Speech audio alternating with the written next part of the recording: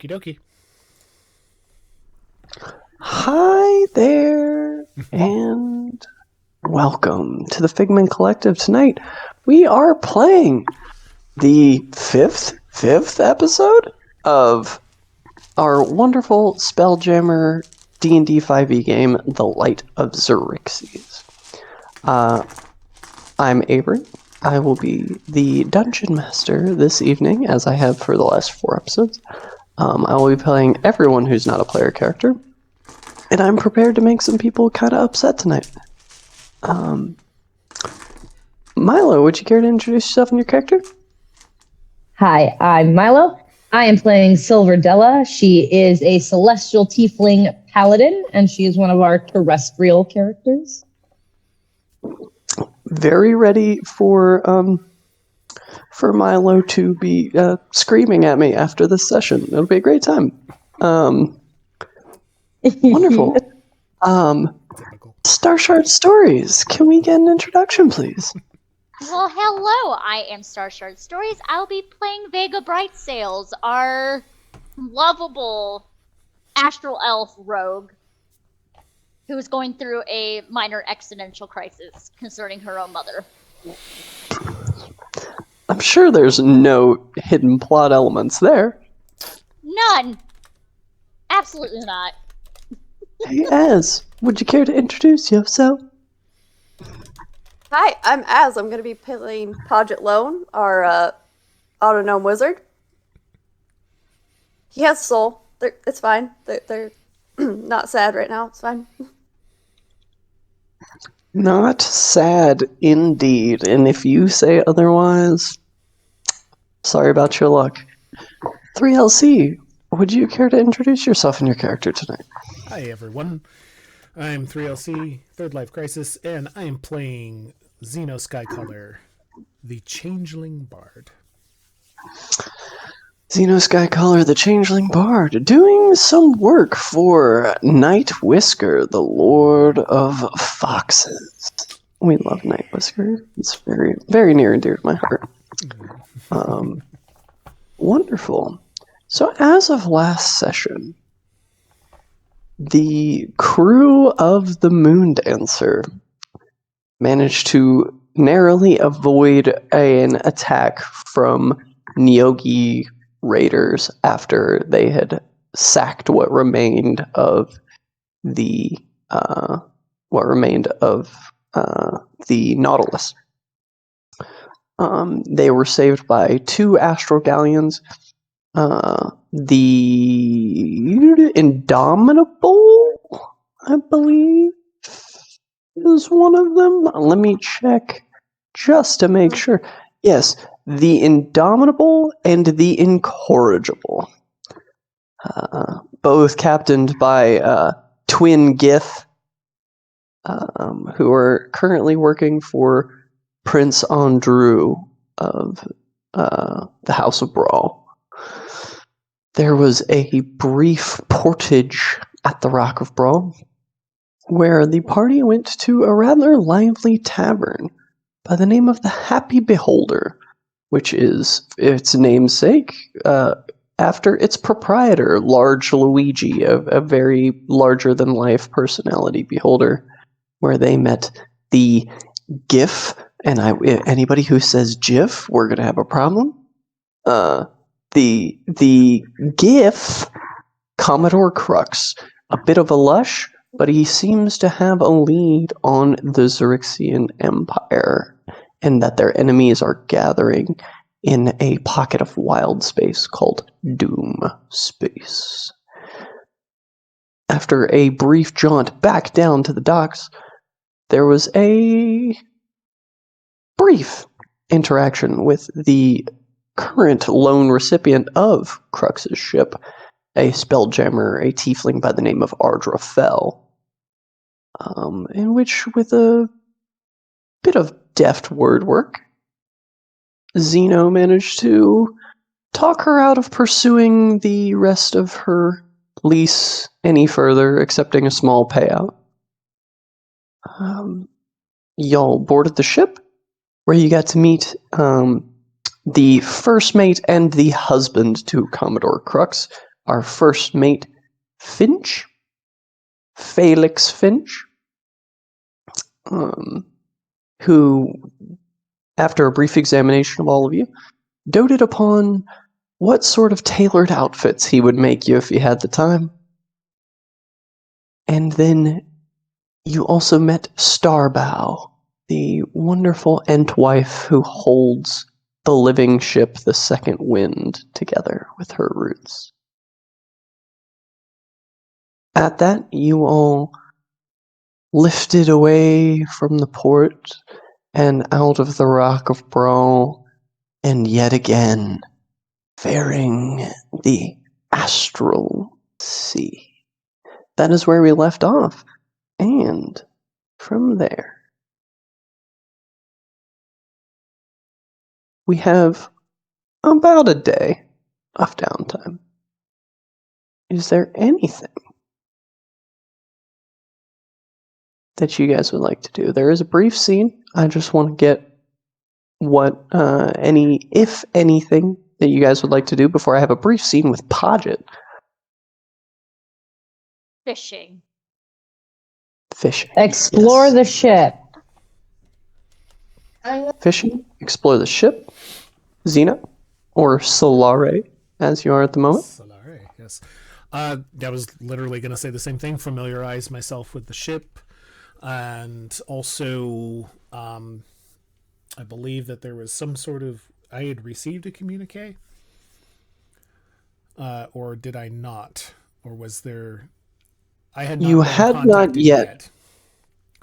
You had not yet. But you do have means to contact home.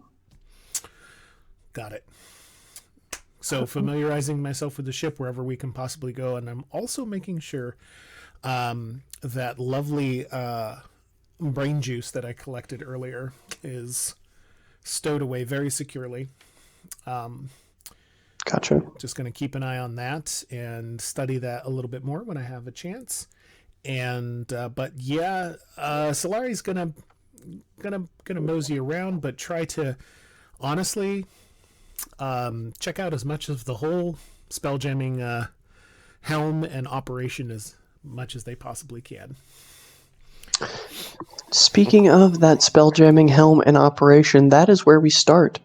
Because as it was indicated by Crux before you took off, he didn't have Spelljammer.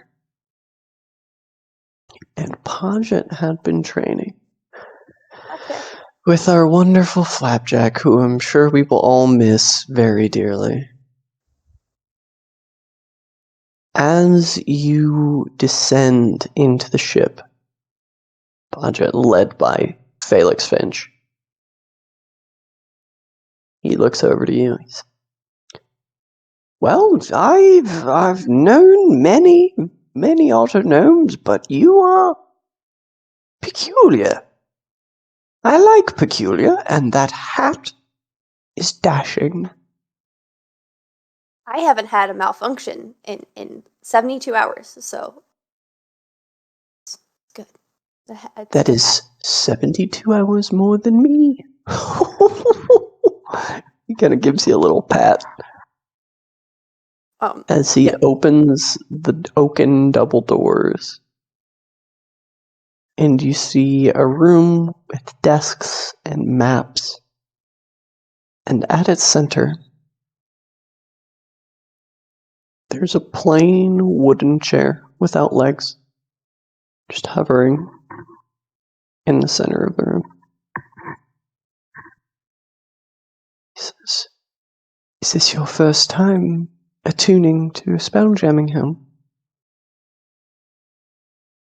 First time, maybe, yes. On my own, yeah. I did Well- have training, but I never got to set up my own. Well, now is your opportunity. And he walks over and he grabs a little step stool. He slides it up beside the spelljamming helm. Kind of gestures. It's gonna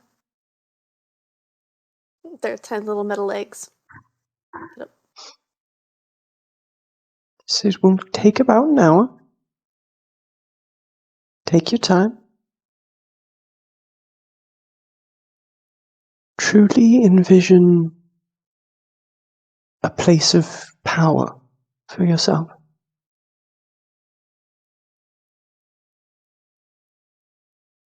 This All right. room will soon adapt to you. You said your name was Podjet. Loan. Podjet loan. One word or two, Podjet, no? And Podjet's gonna pull up the edge of their shirt where it has the writing on the side. Xaryxis. My dear boy, you're missing some letters in there, aren't you? I can see scratches and delaminations. Captain always said I didn't need him anyway, so Very well. If you need anything, just call. Well, unfortunately, I'm of little help when it comes to this. I've got it covered. Very well. I will leave you to it. Podjet alone. And Podjet's gonna He bows and leaves the room.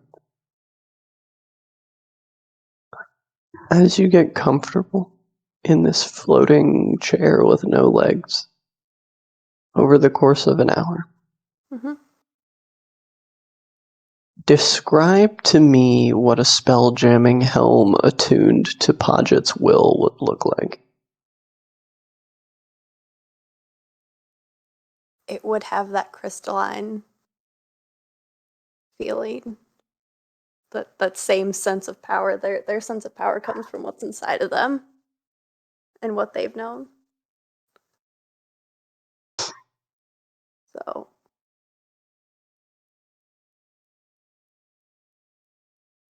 As you sit and your soul attunes itself to the spelljamming helm, you see that little bands of riveted metal begin to erupt from the wood armrests. Small, glowing, icy blue crystals begin to pop out of it until they all but take over the wood itself, glowing slightly.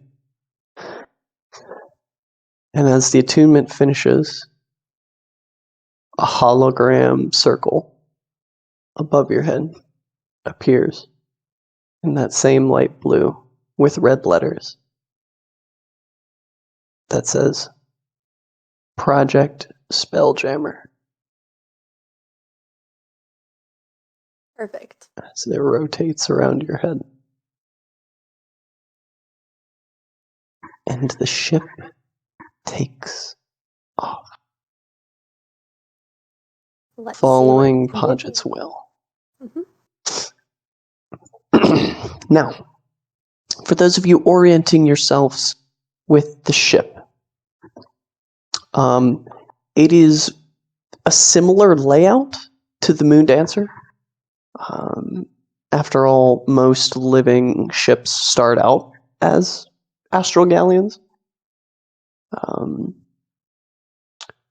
However, you all notice very quickly, if it were not for Starbow, this ship would be falling to pieces. Her roots hold together every single aspect of this ship. And not in a ramshackle or shoddy way. Her roots are strong and alive and vibrant in their growths and shoots. Being so close to the stars, she's grown strong.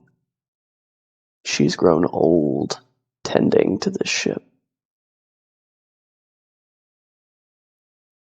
the intelligent design of the way her roots hold things together, the way her roots form doorways and shelves and all sorts of accoutrement, both decorative and functional, throughout the ship is gorgeous.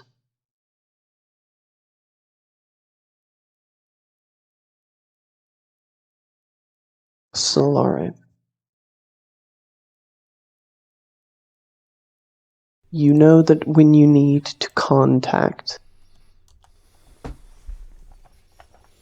the League of Foxes, that you have... How do I want to phrase this?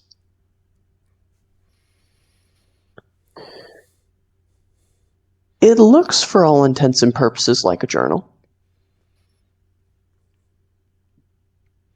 However, once ink is put to page,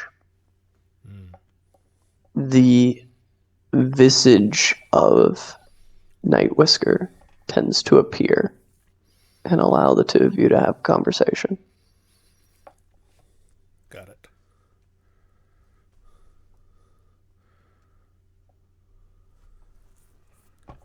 Okay. They're going to pull out the journal and begin writing.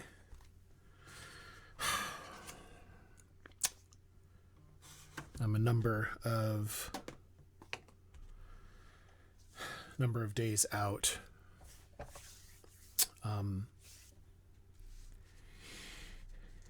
Information slowly being collected.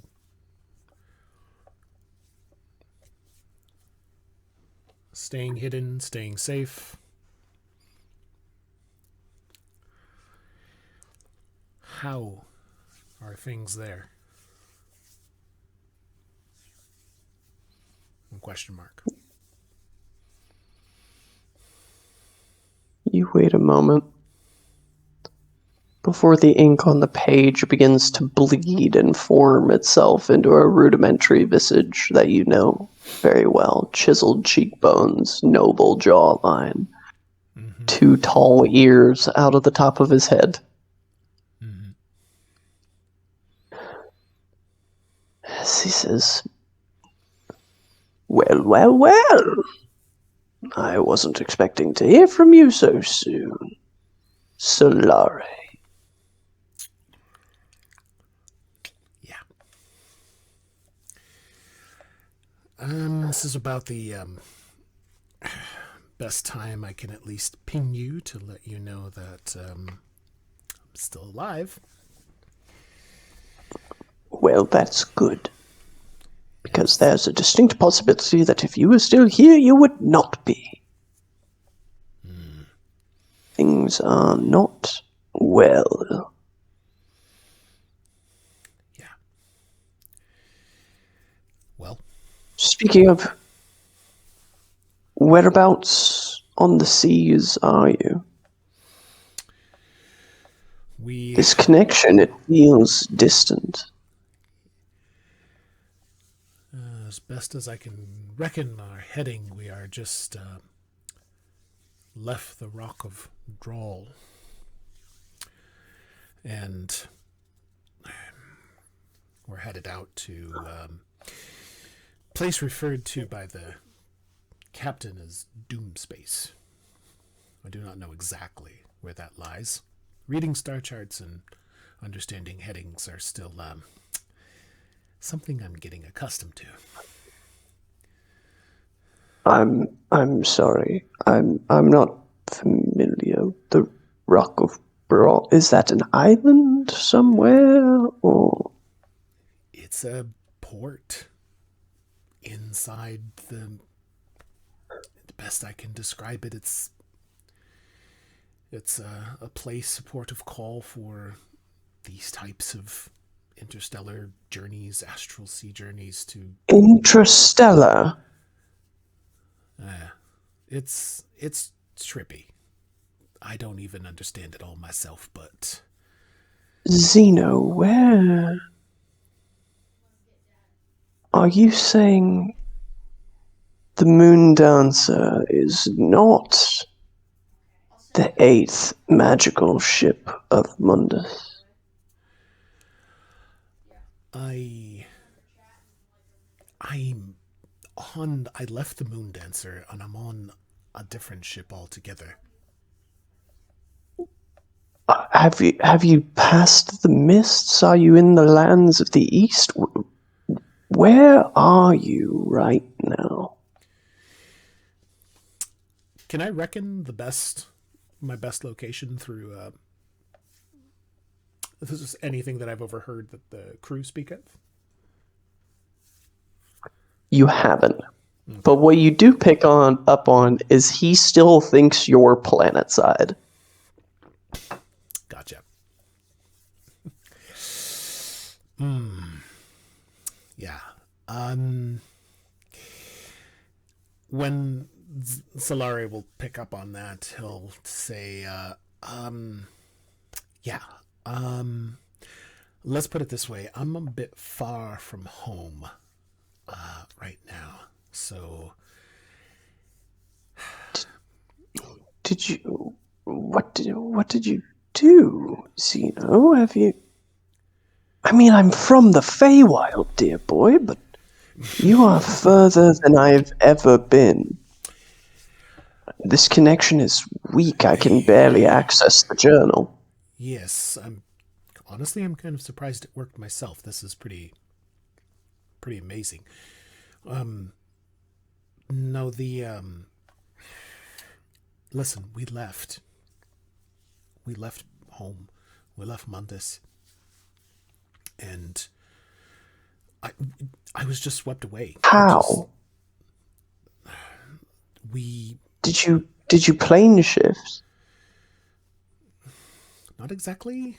We were on board. We went through. We rocketed off just into a vast expanse of just space, and we've encountered other ships. We've had battles. We've had landed in port to repair and heal, and you're flying a ship through space. Yeah, it's crazy, but no, not as crazy as you might think. When I was at my home before it got so terribly droll, I heard of a ship landing from the sky at Duloc. Mm-hmm.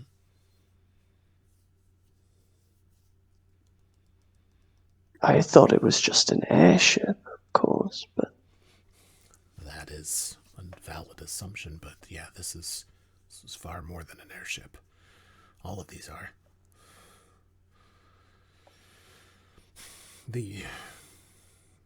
Find out more details. Write them down.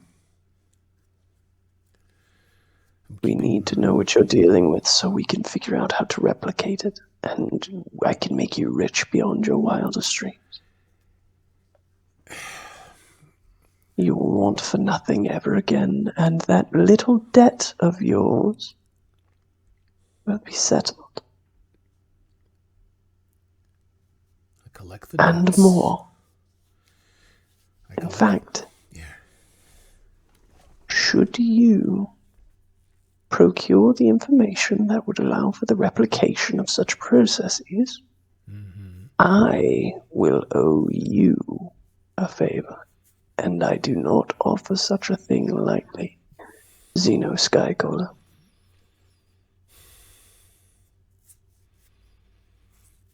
I will get you your information, and we will be square. We will be square, and we will both be rich. Zeno. This opens up unlimited potential. I will collect what I can. You will succeed in this. hope so. It's rather dangerous out here, and I don't know when I will be able to communicate next. For the sake of anyone who might be coming around, I need to end this now. I'll contact Very well. you when I can. Remember, they've been waiting for you to own this debt for a long time. It's a long time for an innocent man to be imprisoned, Zeno. Yes. I promise to rectify all of that. I promise. Very well. Then set to your business with wit, cunning, and a fox's instinct. Aye. And then he'll close the book. Close the book. Roll me a survival check over there, Vega. All See right, how your no, sailing goes. Oh my god. No, I'm just sitting here Right like, back. why did you promise the Fae? Why did you do it? I have to. I already owe them. Oh, wait, hold on. I'll be right back. That'll be a 15. All right, roll me a d10. Whee! That is a 4. You throw your line out over. You get a little bite. You pull it up, and you see one of those little astral goldfish with the little schwinga, the little elementals with the pink flaming heads riding on its back. And it looks at you. We're gonna unhook it and just chuck it back out. Shut the door! She's gonna cast the line out again, so help me God, she casts it again. Roll a survival check. That's another 15. Roll me a d10. A 9. You throw your line out. Bit of a fight this time. But you manage to reel in a decent-sized space eel. It could yes. probably feed up to about 12 people. This is the second time I've pulled one of these up in this game. Yep. And as you're fishing, Crux walks up beside you and looks over to you. Mighty fine catch there, lass. Thanks. This one's a little bit on the smaller end, but we got it. Alright, we should just stop wriggling. And he takes his belaying pin out and bops it on the head. Puts his belaying pin away. Right, that ought to it. So I've got to know that.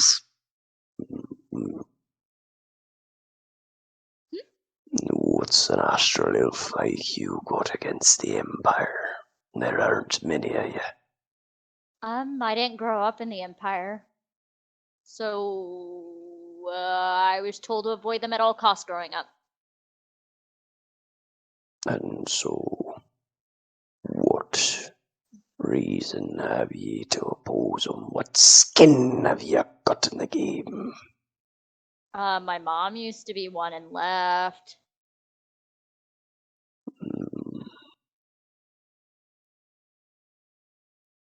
Curious. I'm curious too. She doesn't talk about it. Dad does on occasion when he's drunk.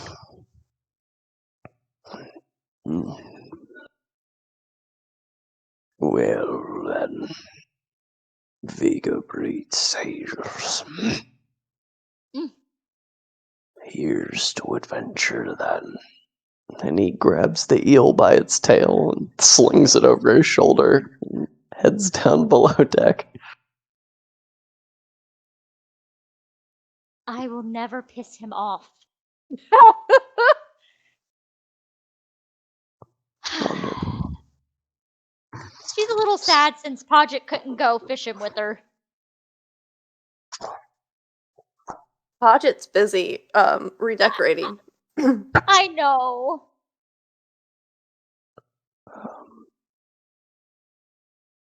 Wonderful.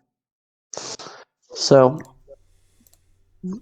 you all manage through the first day of travel on the Astral Sea. Yeah, taking Time notes. for sleeping shifts comes about. Yeah. Give me an investigation on your note taking over there, Sure. Zeno. Do we have a Milo back? Nice. Do we have a Milo back? Yeah. I've been smoking for the last little bit. Sorry, guys. I sent a message in the thing, but Heard. Not a worries.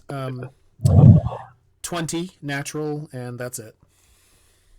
I don't get 20 natural. Yes. Zeno, you managed to get some excellent notes.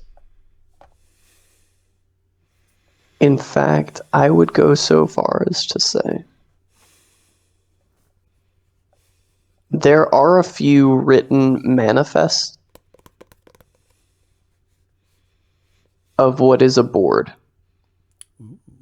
It seems Ardrafel left whatever it was that she was smuggling on the ship. Okay. What was that? Now, as the spacefarers know, Ardrafel normally smuggles people Okay. for good or ill. Right. Mm-hmm. In this manifest, you find something that simply says engram. Engram. Engram. Okay. And upon further investigation, going down to the hold and looking for this thing, Okay. you find a red velvet-lined box. And inside, there's a perfectly smooth, and I mean machine working couldn't even make something this perfectly smooth. It is an opaque blue sphere that is smoother than anything you've ever touched. And as you lay a hand on it, jolts of electricity go through the inside of it. About how big is it? Before, it fits in the palm of your hand, slightly smaller than a tennis ball. Okay. Before projecting out of the top comes the face of some sort of creature. The face is long, the nose is long, the ears are long. The hair has been tied back. It's kind of translucent, this projection, so it's hard to tell colors. Is it a species But you it looks- recognize? No. Oh, okay. And it says,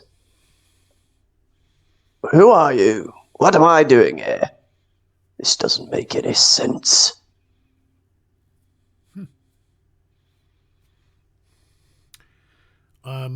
They call me Solare. Do you have a name? I am Volstain. Volstain. I see. And what is the nature of you? And that is a rather ambiguous question. Well, I'm meaning, are you, I've never seen anything like this before, so are you a spirit? Are you,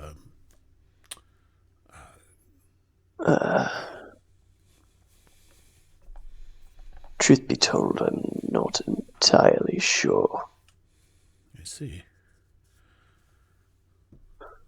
How did you end up here?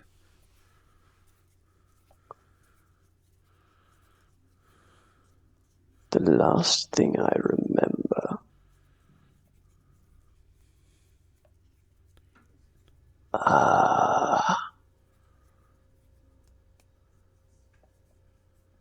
I see. I am a coded replication of the personality of an organic being. I see. I am not Solari does not see. Volstein. I am Volstein's engram.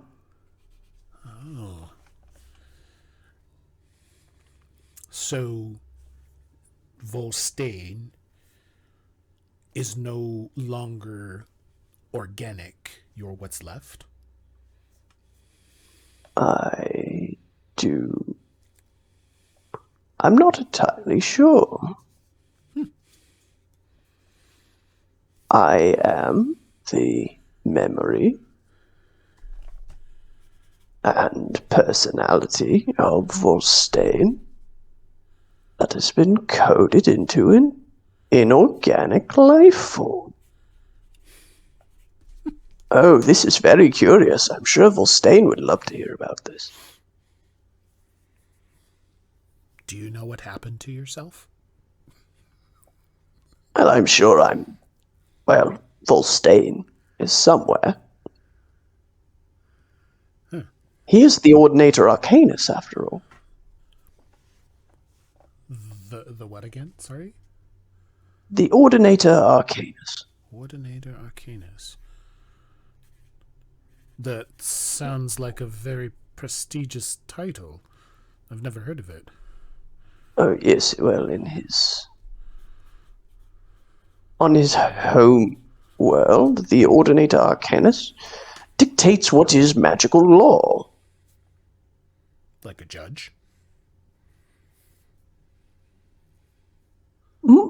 And a barrister, all at once, I think. Okay. Interesting. A legislator, even, perhaps. I see. Well, interesting that you ended up here.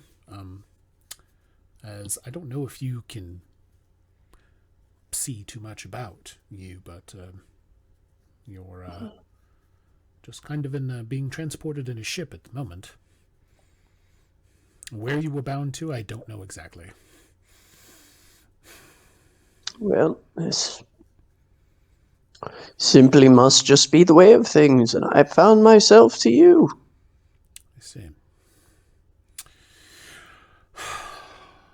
We'll come back for a conversation, but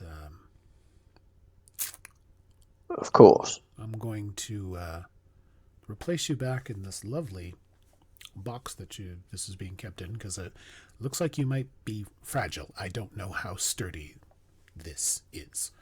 So, To be completely fair, I'm not quite sure either, old sport. well, it's a pleasure to meet you, and we'll be in contact soon. I will be here, awaiting activation. Okay. I'll take and how does the ball feel? Is it warm? Is it cool? I mean, it's room temperature, but like I said, it's Room temperature ball. preternaturally smooth. Okay. Very smooth. Got it. Stop looking at me like that. Okay. However, with that investigation, Silver, That we're as placing you there. orient yourself with the ship, Mm-hmm. you find yourself drawn almost to Starbow. I mean, you haven't seen a living tree since you left Mundus, Mm-hmm. let alone a treant. As she looks over to you, you look lost.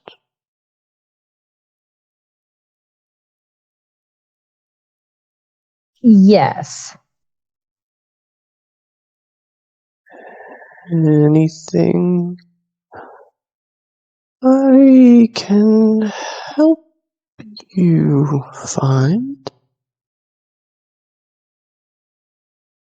I don't think so. I've been lost for a very long time.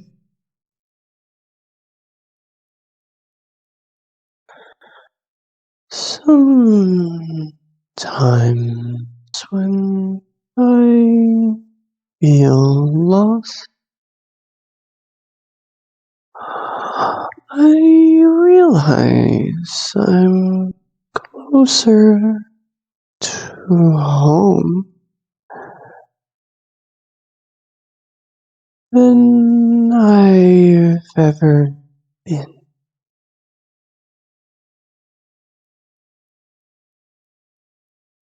Hmm.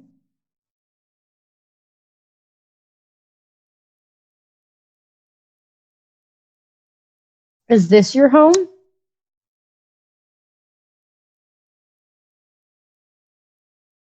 It is now. Not always, though.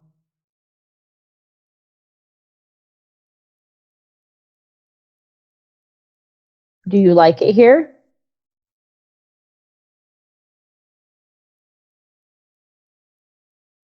I like it better now that the Commodore has returned. Yes, I've only heard dreadful things about the other woman that was here before. She does not resonate with me. Do you mean that metaphorically or literally? Some of both, I imagine. After all, I am the ship as well as part of the crew. It's a very lovely ship. Thank you. It has been a pleasure putting her together.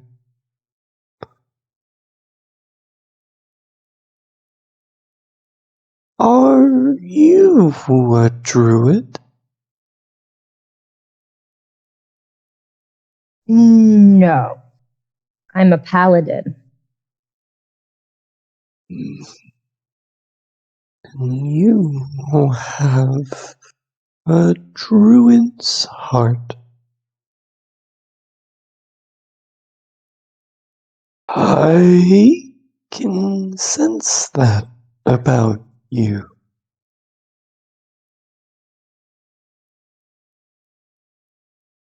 Well, I have always believed that nature is the true higher power.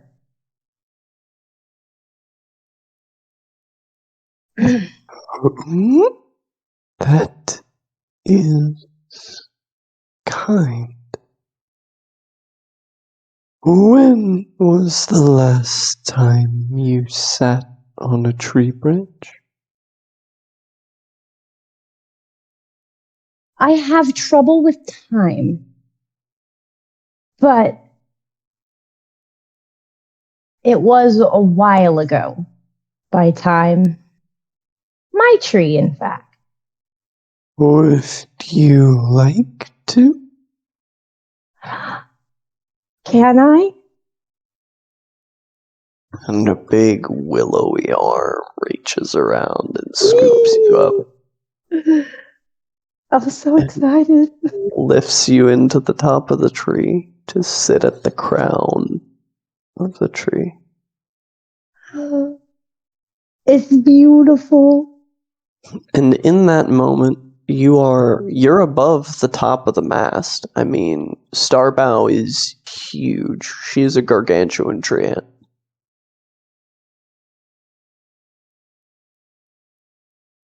And in that moment, Silver, the juxtaposition of sitting in the top of a tree and the breeze blowing the leaves from the movement of the ship through the air bubble. Supremely juxtaposed against the fact that you are looking out into this amethyst and lavender sea of light and stars. You see the tails of shooting stars fly by at the peripheral of your vision. You see schools of astral fish.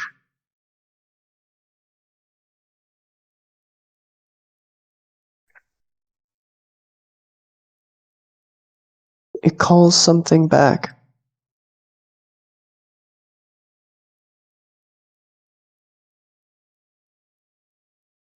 This time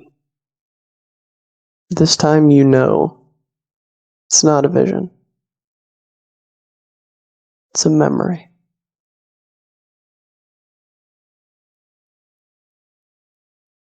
This glowing luminescence surrounding you. This weightless feeling of buoyancy among space.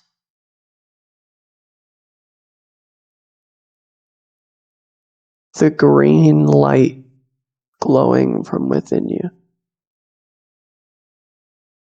As you look and you see other glowing bodies like your own, waving and smiling, carrying on conversations. A red star streaks past, a wild mane of black hair behind it.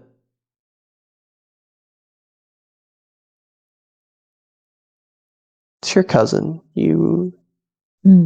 What does that mean? Why, you have cousins? You have family? You have a shape. A constellation. Ooh. You have a name.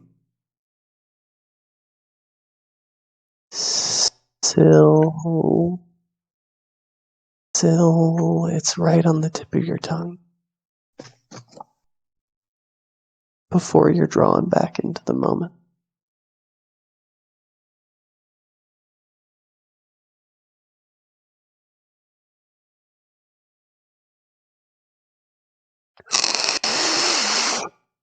It's absolutely beautiful up here. Thank you.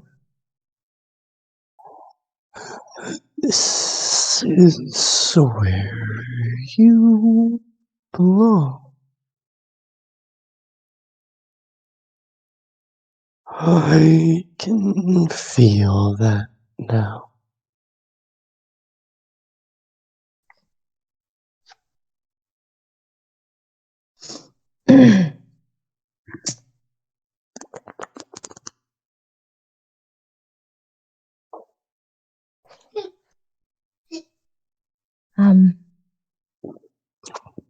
You mean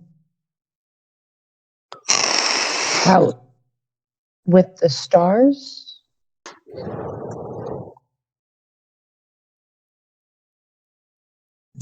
You belong amongst your own kind.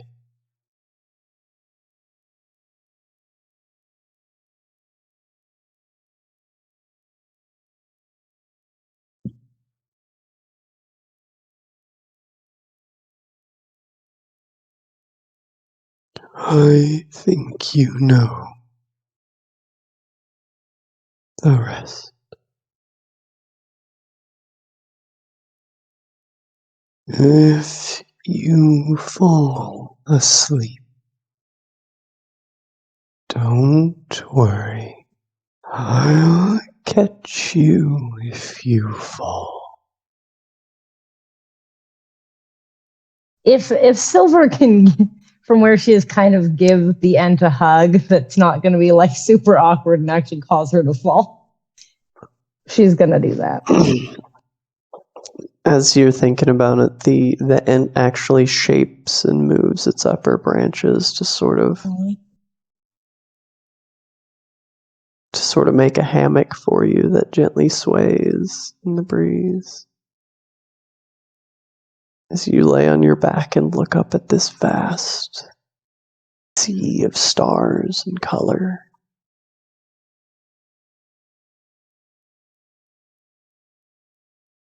Going to stay here for a while. Would you say it's fair that Silver would fall asleep up in the boughs? I think that's fair. It's been a long day. You It guys, just a few hours ago, were fighting Jasper Graves. has. Fair. As you all go about your various activities, watches go by. What is a sleeping period amongst the time that one spends drifting between stars is kind of hard to dictate anything as night.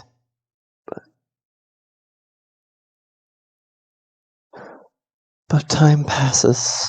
All the watches, all the sleeping shifts go by.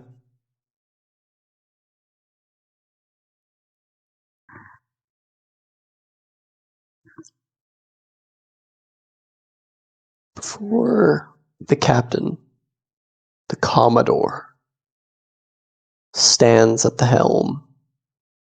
"All right, you dogs. Gather ye round. We've got business to discuss."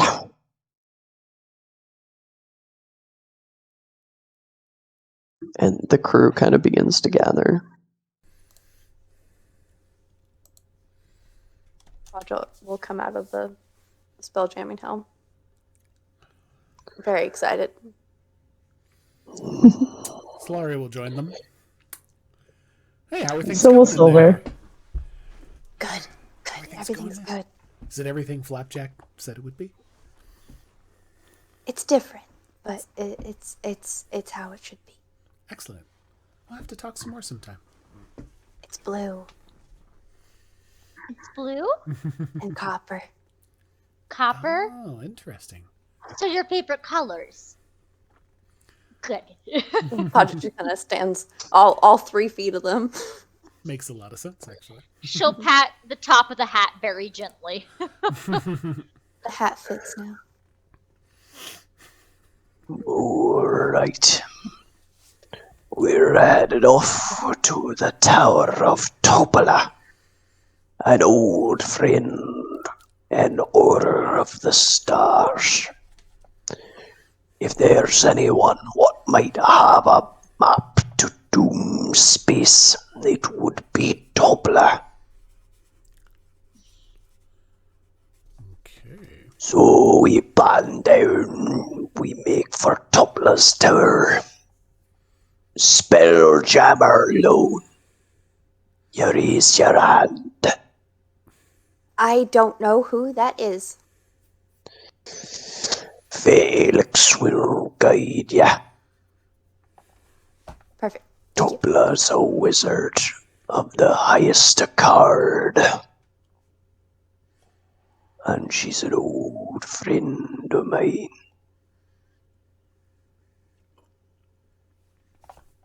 I will get the coordinates.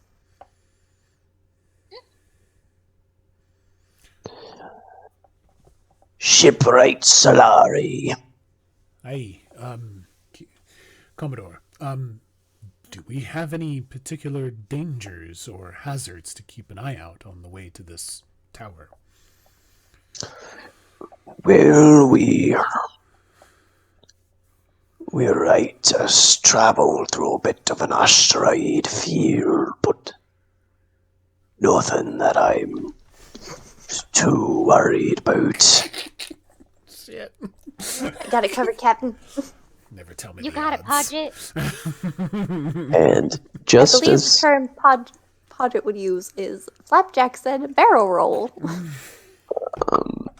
just as you guys are looking at Commodore Crux standing in the aft castle, you all see emerging from behind a piece of space debris a gigantic bioluminescent jellyfish-like creature. Oh dear. How big we talking? Fully the size of your ship. Oh shit. Oh man. Before it closes a vast distance in the blink of an eye. Oh fuck. And a magical doorway appears on the main deck of the second wind. Okay. Stepping through it, a flamboyantly dressed figure brandishing a trident. The doorway closes behind them. This is Sparkling light surrounds the figure, specifically a ring of it dancing around behind their head in a crown. They say, heading to Topola's Tower, are we? I don't think so, dear friends. I don't think so at all. My friends in the Xaryxian Empire don't want you meddling in their affairs any longer. But forgive me, I have not introduced myself. That simply won't do. My name is Hustain. And you see, when the elves came looking for a suitable world to nourish their dying star, I couldn't think of a better one. The one that you came from.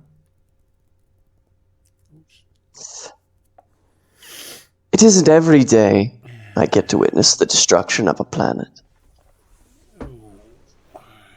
I promise you, though, it will end beautifully. Does Vega Even if you're not alive to see it. does Vega look like they're in hold me back mode? Oh no, she's got a starry step behind the fucker and put Misty step. Both. I was gonna use Misty Step and do the same. Hey, let's go! I believe the term is fuck that guy in particular. Fuck that guy in particular. Yep. Yes, this is great. No, one sword one way, the other sword the other way. Solari turns to look for Vega and Silver. They're just Podjet's gone. just gonna. It's standard at this point. Podjet's just gonna point. And No, all you just see is glittering stars, like where Vega used to be. Shit. And then Podjet's gonna look not that I for where blame you. Silver went. I don't blame you one iota at all, but it's just like, oh no. Here's the thing, Vega hates pompous assholes, and this is a pompous asshole. Oh, this is grade A exhibit. Sending the photo reference for this character to the Discord. Uh-oh. He's not gonna be the one that lives to see it. No. Vega's on one side, Silver's on the other, 2 swords at the throat. Good old times. Both of them just looking like yes. Same hat. Oh man. However, before we get to taking any actions and the declared misty steps, we're going to roll initiative. That's fine. That's fine. Oh, boy. Yeah, Okay. that's a 28. Nice. Hastain the Rygar. I don't like him. Homie looks too fabulous to die. Dude is glorious. Oh no, Milo. Fancy. All right. Yes! I just want to punt him. Nat 20. Oh, fantastic. So it's only a total of 21 because I got no fucking dex, but it's a nat 20, so I'll take Hey, it. you'll take it. So, Shut up. That sounded very aggressive. I'm sorry. and it sounded a specific way, and this is why there's rumors about you on the internet. If anyone's offering Silver's you down, like just done. There needed to be less spaces between those words, Milo. No, there didn't. I said it exactly how I meant it. Hey, you know what's good. great? We're good. With both of our rules, we're fine. We're fine. Podjet and Zeno? No, go ahead. 9. Podjet, honey, no. 3. No. God damn it. That's a wizard for you. Our wizard's just keeping it. Virtual high. Hell yeah. All right. Our Podjet. So, They small. the initiative order Legs. will be Shit stain. Vega will be going first. And then only by virtue of having a higher dexterity bonus will Hastain go before our wonderful Silver. And then it'll go Zeno, then Podjet. So, Vega, you are up first. Yep. Did the Starlight stack, put the sword blade at his throat, and just say, I suggest you shut your fucking mouth.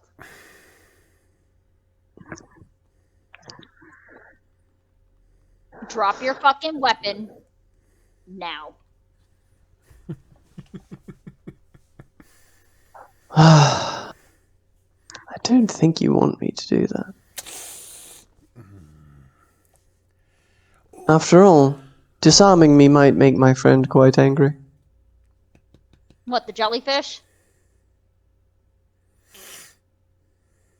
Are you making any actions with your turn? She's gonna press the blade a little bit closer just to make her point. So an intimidation roll. Cool. I was just about to think, yeah, you do an intimidation. Maybe we can just have a... Oof. Have we that ever is a been able to nat just 20. talk to anyone? No. That is a nat 20 plus 4, so that is a 24. 24. With a nat 20.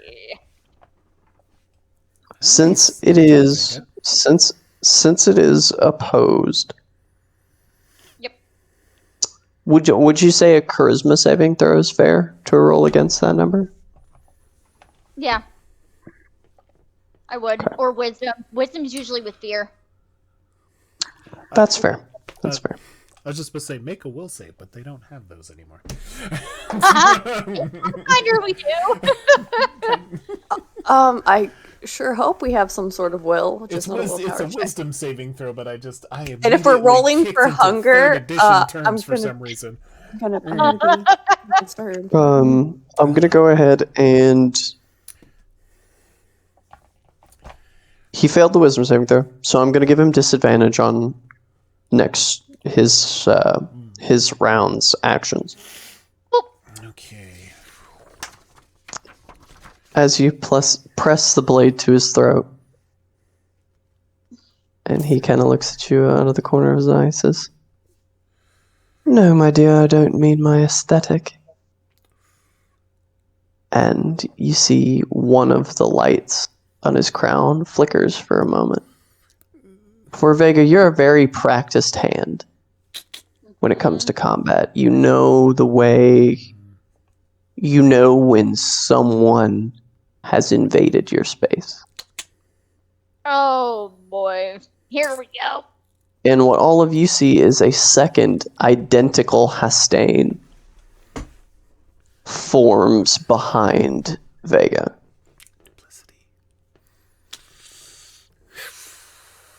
Not an illusion.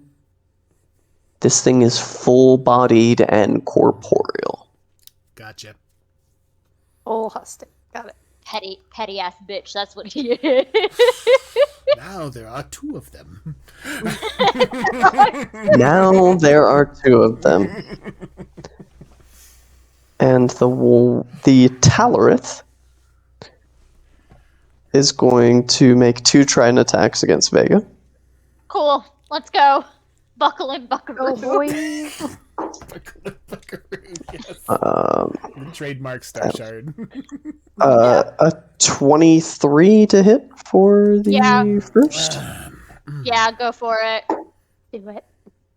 And even higher for the second. And That's fine. normally I would say stay toxic DMs, but it's fine. I'm not going to ask you if high rolls at your armor class. Can I see these attacks incoming? Yeah. Cool. I'm going to do one of them with Uncanny Dodge reaction. All right.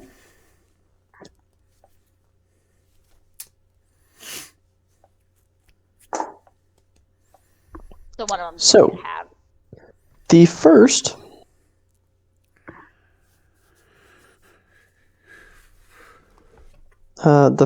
would be 14 points, but we're going to reduce it to 7.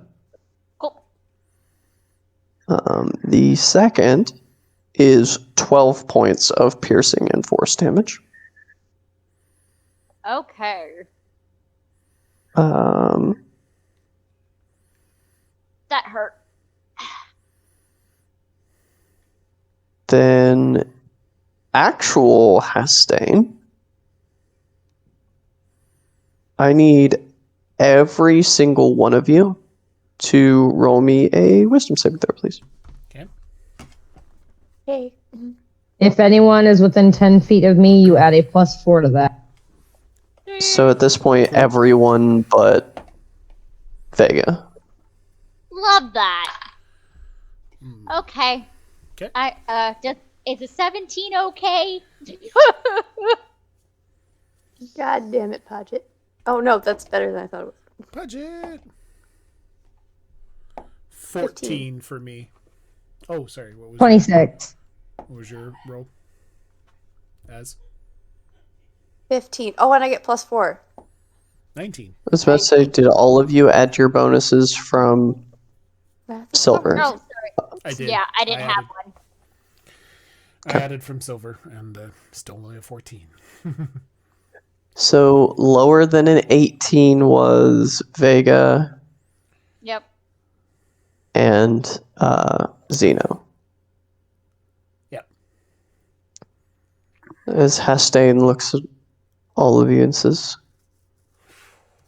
well, if you wouldn't mind taking a moment to tear each other to pieces, I would greatly appreciate Charm it. spell. Is it a charmed spell? I get to roll advantage. Let me check. It is mass suggestion. I think I do get to roll. And with mass suggestion, if it's against your thing, you don't have to act on it, right? Let me look it up. Let It's me. been a while since I've done suggestion shit. You suggest a course of activity limited to a sentence or two to magically influence up to 12 creatures of your choice that you can see within range. They can hear and understand you. Creatures that can't be charmed are immune to this effect. So I would say that it's a charm effect, so go ahead and roll at advantage. That is a nat 20. Okay, so you're good.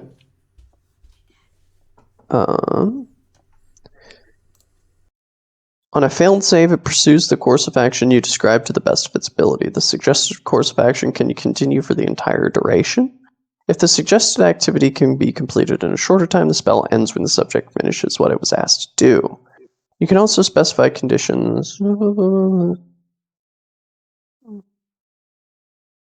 If you or any of your companions damage a creature affected by this spell, the spell ends for that creature. So I'm hearing So. we fuck him up. So it is a Ooh, it is not a concentration. Mm-mm. So. Yep. The original. So Zeno, for 24 hours or until you take damage from someone, you are going to feel compelled to tear your friends to pieces. Okie dokie. Wonderful. That is Hastain's turn. That brings it to Silver. All right. Is he actually far enough away that I need to use Misty Step? He's about 40 feet across the deck. Yeah, my speed is 30 feet. Fuck. So Either way, I'm using action. Right, your bonus to Misty Step and then your move to get to him would Well, clear if I the Misty Step is 60 feet, up to 60 feet away. So my bonus Misty Step, I should get to him right away. Yeah, heard. Yep. So yeah. Okay. So a bonus, I'm trying to figure out, sorry, my spell, I changed them because I can do that as sleeping.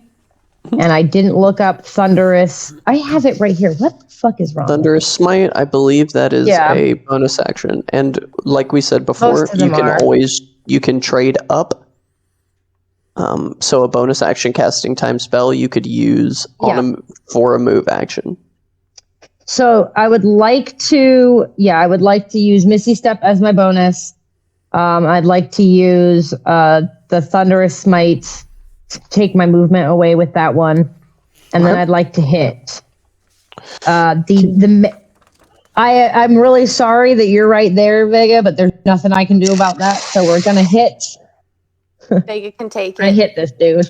That's what the song says anyway. Hell yeah. That's the final verse that we didn't get to.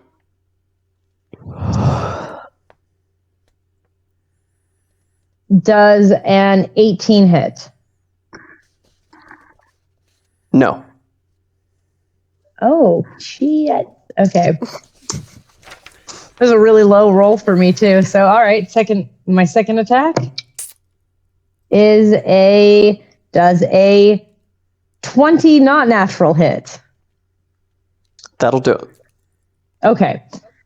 So Thunderous Smite is an extra 2d6. So, and then he needs to roll can be heard up to 300 feet away, by the way. Okay. And he needs to make a strength saving throw.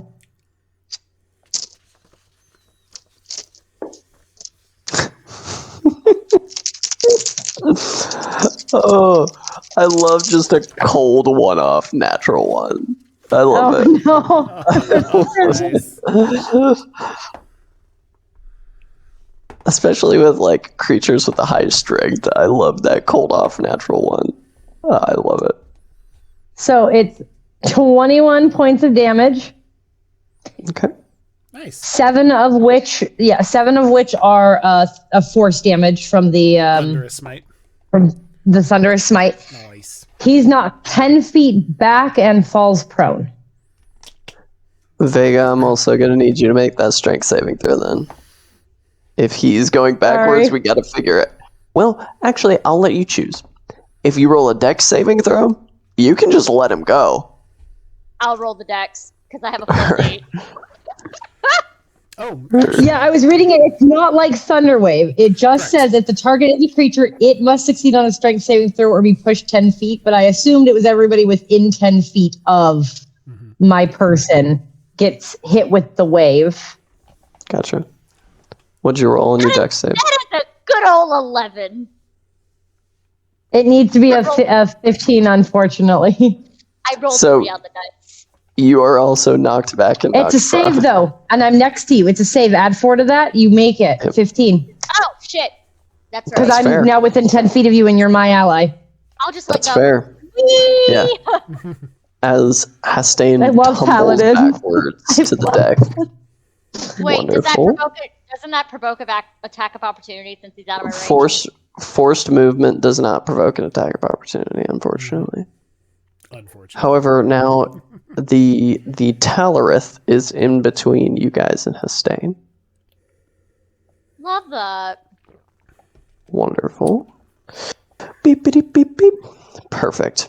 That brings up Zeno, unfortunately. Yeah.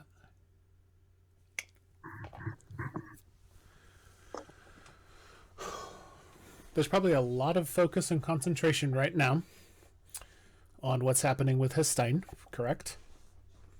Yes. Kind of all And eyes. you are currently under the effects of that Correct. wonderful suggestion. Zeno is going to spin around while eyes are not upon them. Okay. Go behind something large enough to conceal them briefly. Going to use their action to shape change and shape change into silver. Come back around and going to engage. And mention at the time, coming forward as they are shape changed into silver. Acting as if they're slightly wounded. And moving forward and going, Vega, Podjet, it's me, the other one, it's a ruse. And I can make a roll on that if you'd like a deception roll. Yes, please. Okay. God damn it. What? I need both of your passive insights, please. The deception roll is a 24. Yeah, I'm not gonna pass that. Passive insight is 10 plus your Mine- wisdom, right? 10 plus your insight bonus, yeah. Yeah. Yeah, Mine's 10. 15. Mine's 15. Both of you guys believe the ruse. Oh, Shit. And then they're See here? going to continue to maneuver into a position that will provide an ability to do something, but not too close. is this revenge for Tilquin? No, this is what Zeno. That was a does. high-pitched no there, Mike. This is what Zeno does. And forgive me, I forgot someone in the initiative order. Podjet or Vega. Wait, no, Podjet's last. Podjet has small legs. Right. Commodore Crux. Got it. Yep. Cool. Go Crux. He's go. drunk. As- It's fine. He forgot as- we were cut. The Yeah. GIF steps up, You too. Commodore Puts Crux is his a drunken foot- master, I'll bet. puts his foot on the rail of the aft castle, reaches in his coat and pulls out a full-blown musket, aiming it downrange at Hastane's Talorith. And he's gonna fire his musket as he says, "Look here, ya bears, now it be time to put down this ruffling cephalopod."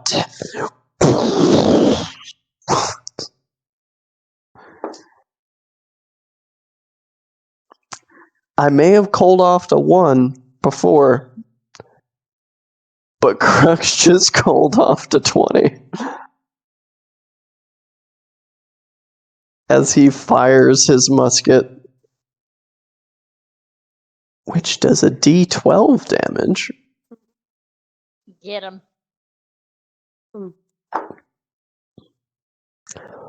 Oh shit. Heard.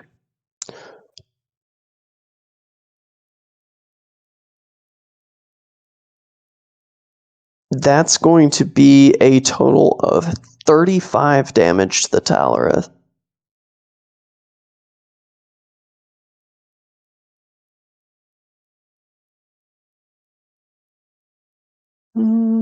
Perfect. As he blasts a hole in this thing with the musket. And then looks down to the silver at his side. And silver out on the battlefield.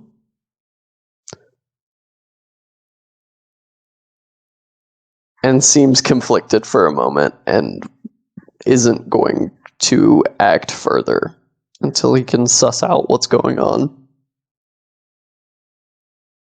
Wonderful. That is Commodore Crux's turn. Podjet. Right. Who is all in the way? Define in the way? Podjet and I'm gonna butcher the name. Hastane? The asshole. The asshole. In between They're like a Podjet and 15-foot Hastane. like a 15-foot straight shot. Or am I gonna hit people? The Talorith, the copy, is between you and him. As well as Vega and the enemy silver. That Podjet has been deceived into believing is a fake. That is here to attack you. Yeah. Well, we gotta get rid. I mean, there's the injured silver, but Podjet can't mend silver because flesh. Terrible decision on you all, really.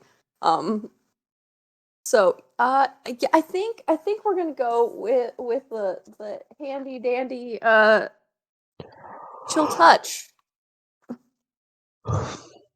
That creepy little hand that comes out of Podget's chest. It's fine. On.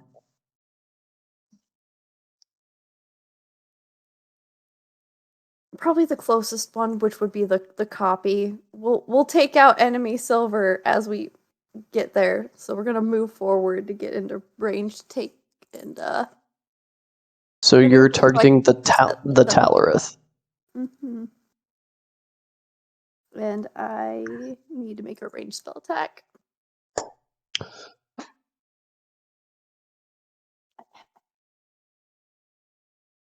Does a 24 hit? Yes, it does. Perfect. So,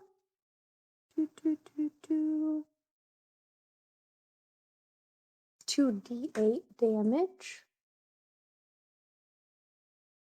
Maybe. Yeah, 2d8.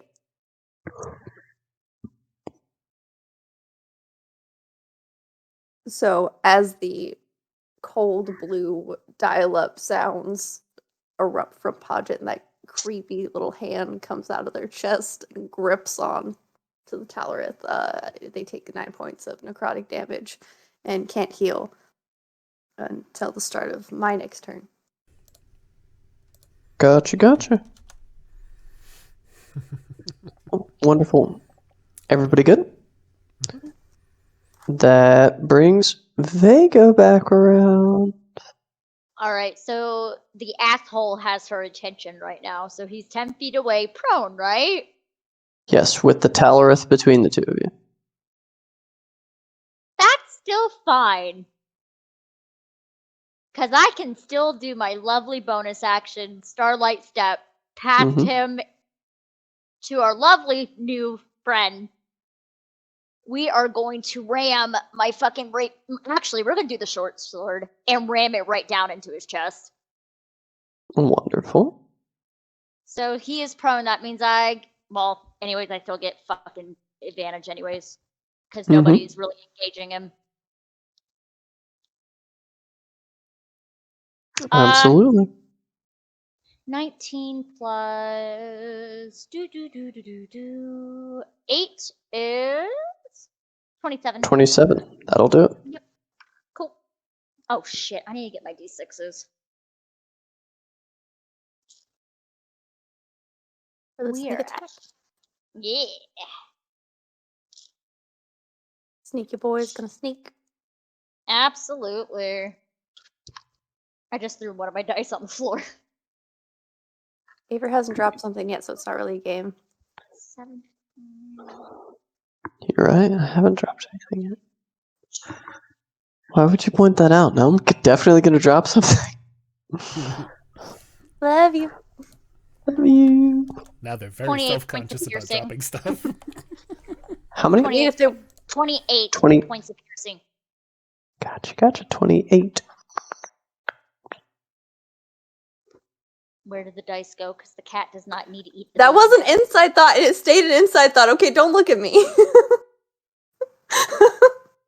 All right. Anything else? That was literally it, but I'm pretty sure he's fucking pissed at me. It's fine. Oh, yeah, he is. And it is his turn.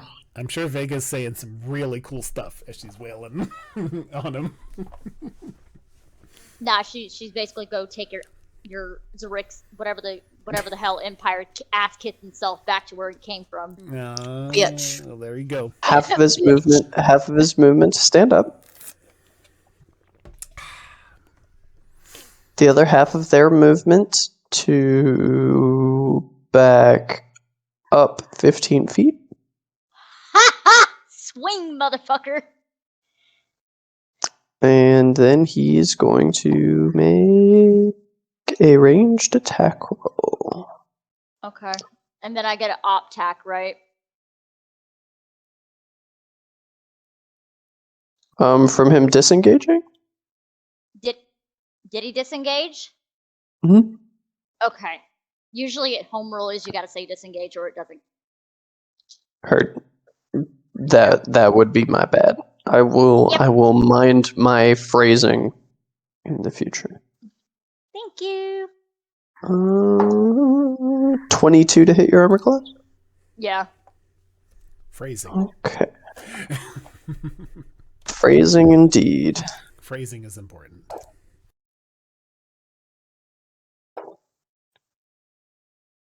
Don't look at me.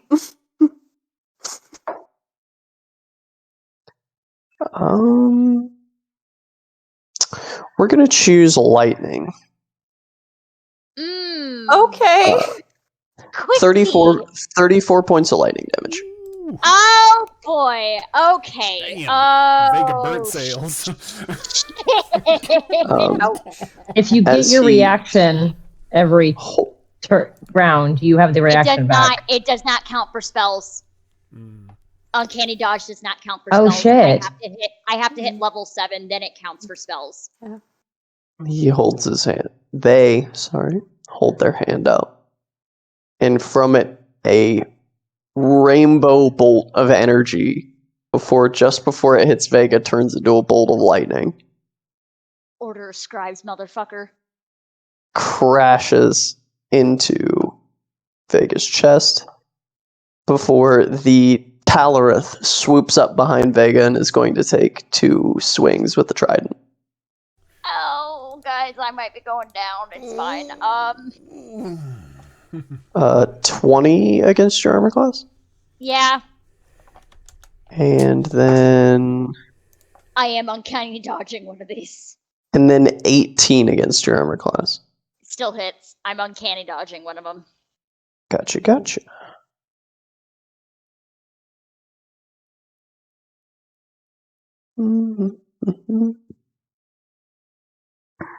Okay, the first one that is being uncanny dodged would be 7.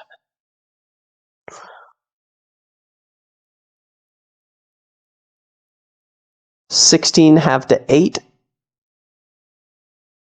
Oh boy! The second attack would be I'm going down. 13 points of piercing I and am force. down. I am down. Wonderful. Okay, We're sitting at -5. Oh no. that is going to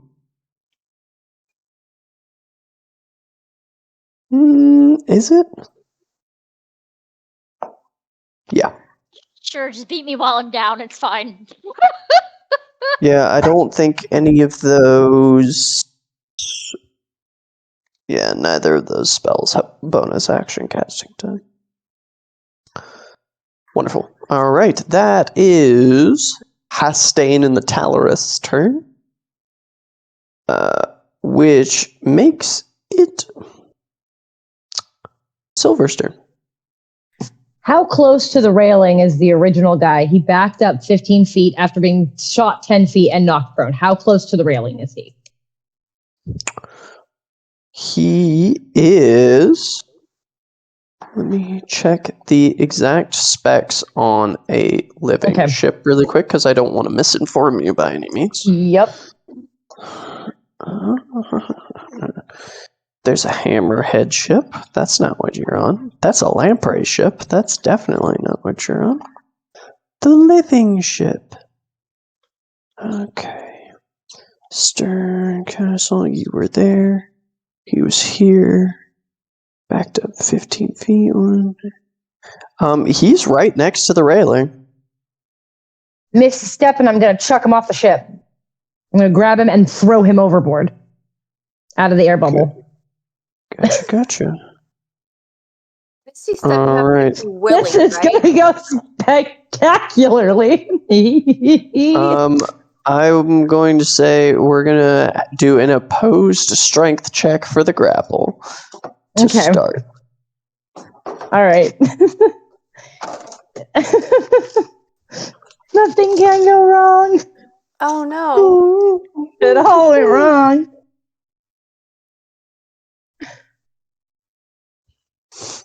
Okay.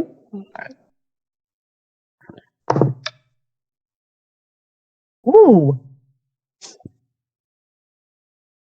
20 not natural. So you do have him grappled. You run up and you grab a hold of Hastane. They are inside of your grasp. If we're right next to the railing, I just want to yeet him right off the edge of the ship and down, down out of the air bubble. We're gonna do one more contested strength. He's gonna roll a disadvantage since you have control of the grapple. All right.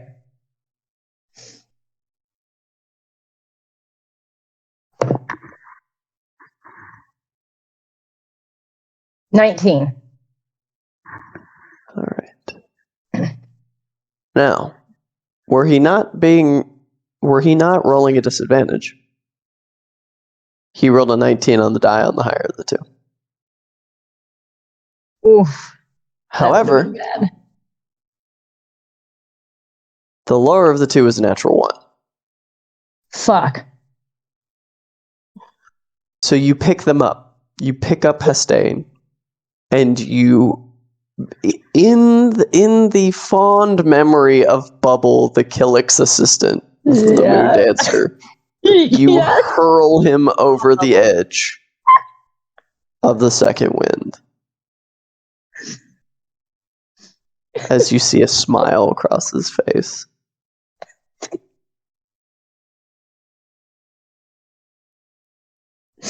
Oh, no. Wonderful. That is going to end your turn, Silver? Yep. Wonderful. All right. That's going to bring up Zeno.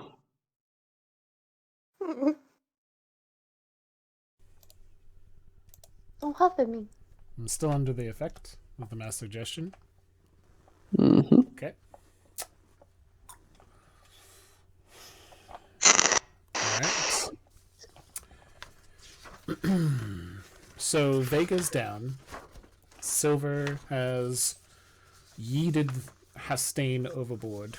And where's Podjet? Right next to Zeno. Oh, still?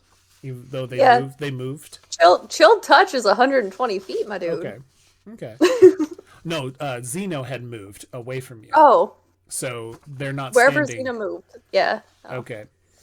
Podjet has moved. Podjet Well, has not moved. Mm-mm. Okay. So, yeah, because Zeno had peeled off to grab some cover, do the change, come back out, and then did their little performance. Okay. Okay. All right. They are going to... Oh, boy.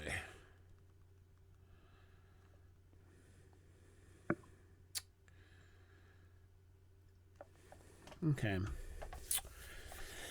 They are going to spend... Oh, I have to be doing that for at least 1 minute, so that's not going to work. Okay. So we have Hastane that's thrown off, and what was the other opponent? That is Hastane's Talarith. Talarith. Okay. And I'm not 100% familiar with them. What are they? So, the species that Hastane is, Mm-hmm. the Rygar, Mm-hmm. they create a piece of jewelry for themselves, Okay. also called Talarith. Those floating motes of light around Gotcha. Hastane's head, which they can use to summon a golem version of themselves, Okay. which is also called a Talarith. Okay. Gotcha. The only difference between them being a Talarith can't use the magical effects that the Rygar have a mastery of. Okay. Understood.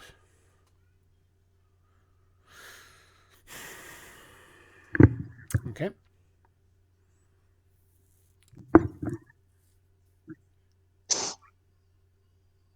Okay. What I'm going to do then is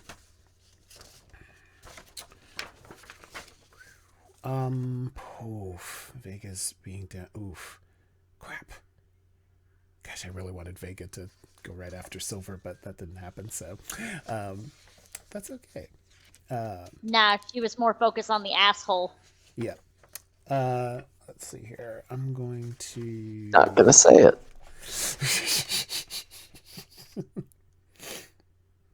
Okay. I'm going to... Yeah, you know what? I'm going to use my use my action while everybody is still with Vega down, Silver middle of yeeting, and Podjet doing their thing. Gonna do invisibility on myself. So whoosh, they're going to disappear. So, Damn, Crux is gonna vibe check you so hard. and after I'm invisible, I am going to move up to where Vega is down.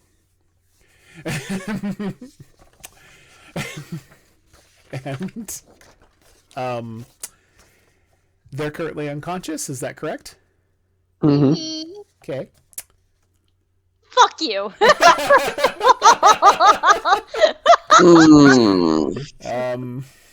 Okay.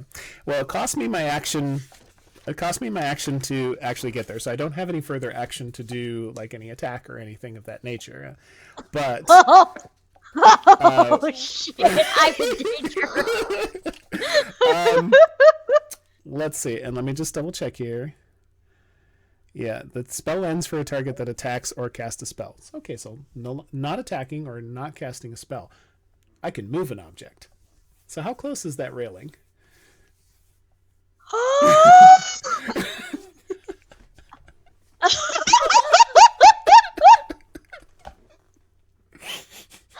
Oh man, heard 10 feet. Oh, I think I got that easily then. So All right, fucker. Let's go. No balls. Let's go.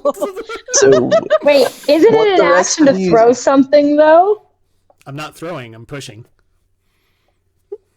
So what you all see is as Hastane is falling, Vega's just super mad and wants to go after him. the unconscious form of Vega Yeet. seemingly is dragged towards the edge and slips between the rails. By not silver. Invisible. Invisible. By some Oh, invisible no. fucking swords. And then I Oh move shit. the remainder of my movement away from the railing Yeah. so that I am not in the immediate vicinity of where Vega Just- was dumped over. Oh my gosh. Wow. And Got this. What a round. We got. Oh, okay. oh fuck. Don't suggest me, please. What a round. Podjet. You just went overboard. We're saving Vega. My boy! Look at how they massacred my boy. So Podjet's gonna. I'm gonna have to activate Blade Song to get to the edge probably and over to where Vega got dumped. Vega's about to start descending at 30 feet around. Mm-hmm. Okay, no, if Podjet doesn't think that they can get there in time, Podjet's gonna Misty Step. Under Vega. Yes! Okay.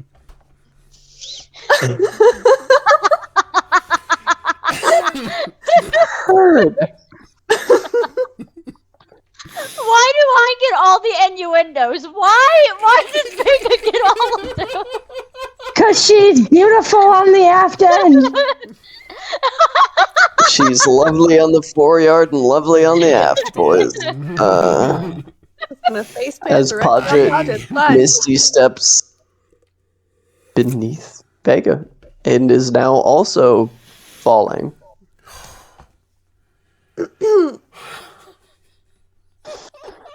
Yup. So sorry. Oh, I gotta roll death saving throw. Heard. And that does bring Vega back around. Oh no, Yes, that's they not. sometimes. We skipped Crux. We skipped Captain again. Captain He's trying to Oh, keep we forgetting forgot the he has crux. fight. The Commodore is firing his musket again. Will not hit this time, however. I passed Vega, my give me a first death saving saving throw. Alright. Pass. You fall 30 feet. Podge is like. Wonderful. I said what I said. Hastane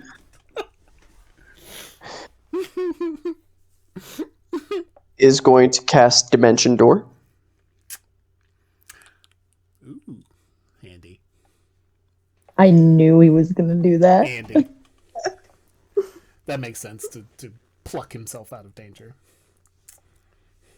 As he It's either that or disappears teleport. from sight, the Talarith turning into a mote of light, and like when a certain wizard uses an unlightinator, turns into a globe of light and whisks off.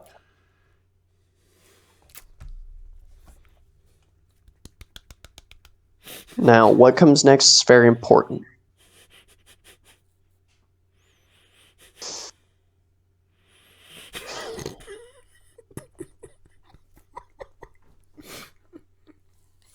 We are still in the initiative order.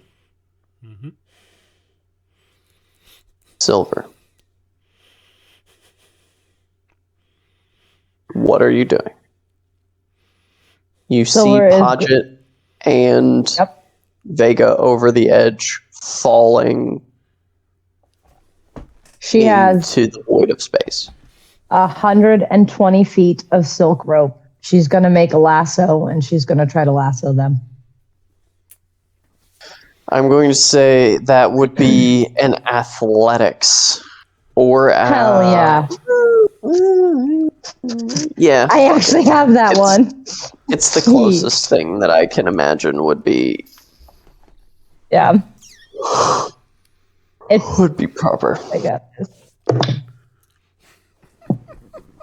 17. What's your armor class, Podjet?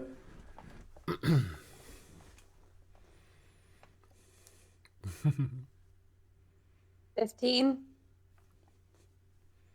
As you, luckily for Podjet, Podjet doesn't need to breathe because you lasso him around the throat with your silk rope.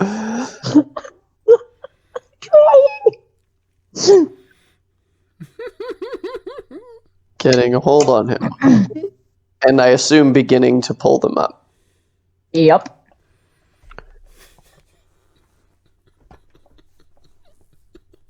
Zeno. Am I still under the suggestion? The duration's 24 hours. Or But needs I to get no slap save. Zeno. I get no save. Until the directive's been completed. Okay. Taking a glance about the deck. Is there anything that is a ship-based weapon and or a piece of cargo that is very large? There are the mangonels, there are the ballastae. However, it takes 3 actions crude, to right? And nothing fire the ballastae and 5 for the mangonel. correct. Okay. As far as cargo on the crew deck, Mm-hmm. there's none. It's none. Okay. Oh wait. Who else is on the crew currently? That's on deck, that's part of Crux's crew. Is there like some Finch, Okay. Felix. I mean, there's a plethora of unnamed crew members, numbers 1 through like 30. Okay. Were this to be a casting call, there would be unnamed crew member 1 through 30. Got it. Okay. They're going to Stellari's going to maneuver themselves so that they are once again under concealment while they're invisible, so that they are not in view. However, once they are concealed from there, they will cast a spell, and this will break their invisibility. But they are going to do suggestion upon one of the largest and just the most athletic, buffest looking crewmate on there, and going to suggest that they basically go over, and boy, Silver just really needs to go over the side because they're hurting things. They're an enemy. The biggest crew member would be Crux. I'm not going to target Crux per se. That would seem the next biggest. Okay. Stellari's going to weigh the risk of trying to influence the Commodore, and I'm going to be probably like, I don't think that's gonna fly. But a deckhand, a burly deckhand. Okay. Yeah. There is another GIF that is aboard.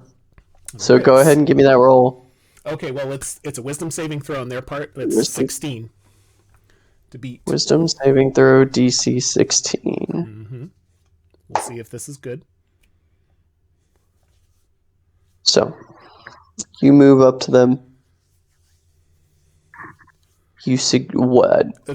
I'm just I'm about Phrase 20 to feet me out. in character the suggestion. Is Phrase there to me in such an character the invisible suggestion. voice just echoing into this person's face? No. Casting a spell breaks the invisibility. Casting is Right, going to okay. break the invisibility, but where I have maneuvered Solari 2 is still under concealment, either by around others or a piece of the deck or cargo that might happen to be on the ship's deck itself. The suggestion that they're going to give to this other GIF is that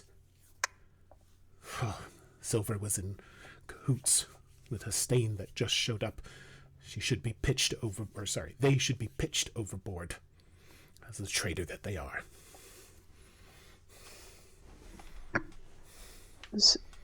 His hippo ears kind of do the hippo ear flick.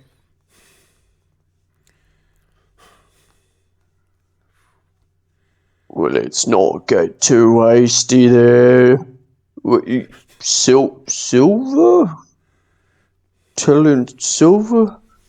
Too many silvers, I think. Not. This feels funny. He does manage to resist the suggestion. Okay, good.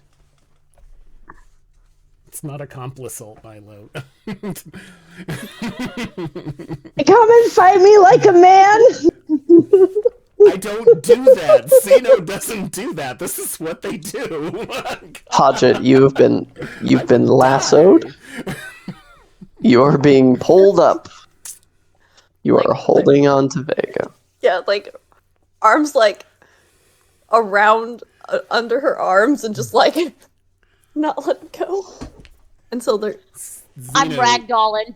It's fine. Zeno, seeing of course that didn't work. Sorry, they're just gonna blend in with the crowd. That way. Move away since it didn't go. I am gonna beat the shit out of Zeno once I realize what he's done. I'm gonna beat the shit out of him. Nobody. However, because out of air, right? You are not currently out of the air pocket. You managed to get lassoed just before you fell out of the air pocket. Good. However, at this point, as you're being hauled up,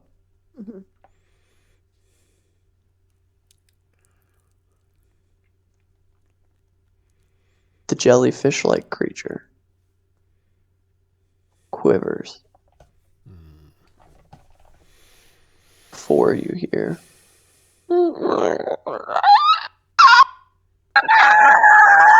And just this ear-piercing scream. We make it a save. I'm assuming. No. Oh, okay. I need Podjet.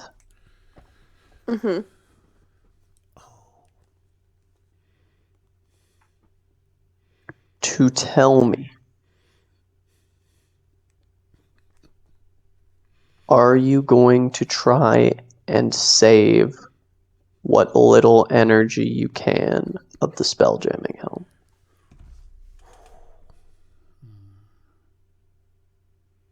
Yeah. I need you to make me a charisma saving throw, please. Oh boy.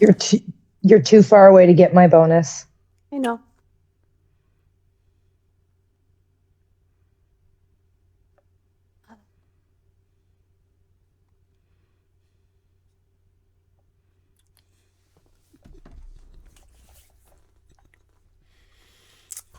Five. Okay.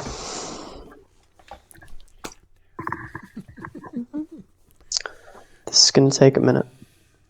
Okay.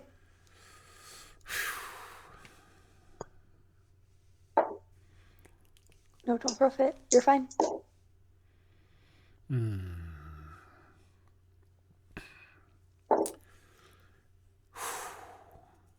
in with the crowd. Blend in. Good news. Podjet's not a life form, so they're just gonna have to cut off Podjet's arms if Podjet dies to free Vega. Yeah. Podget's best boy. Podjet. No. Mm-hmm. Baby, don't die. You take 42 points of psychic damage. You're Okay, down, aren't yeah, you? yeah, absolutely. Oh, yeah, for goodness absolutely. sakes. Damn. Yeah, that is 9 points in the negative. We don't do negative points anymore, right?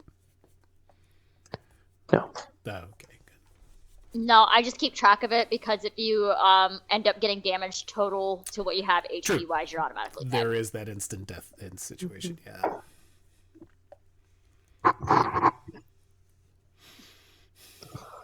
Wonderful. So, that scream occurs. Podjet locks up at the end of the lasso. The second wind shudders to a halt as the aesthetic, which you can just barely see from your perspective, that Hastane is standing inside of the jellyfish creature ship before it turns and jettisons itself off into the void of space.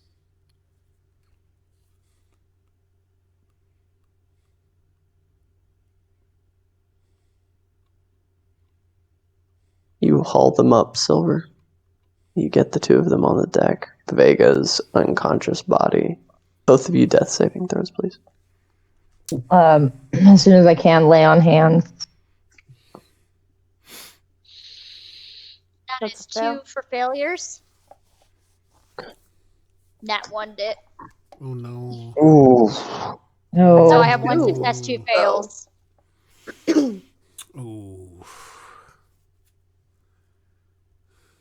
Podjet? She's just bleeding out. It's fine. Yeah, I rolled 2. So, not in that one, but yeah. Heard. So you My get dice both say of your fuck you. companions onto the ship. Yep. Lay on hands Silver. on Vega. Okay. How many points? 15. Okay. Wonderful. Vega, your eyes flash open.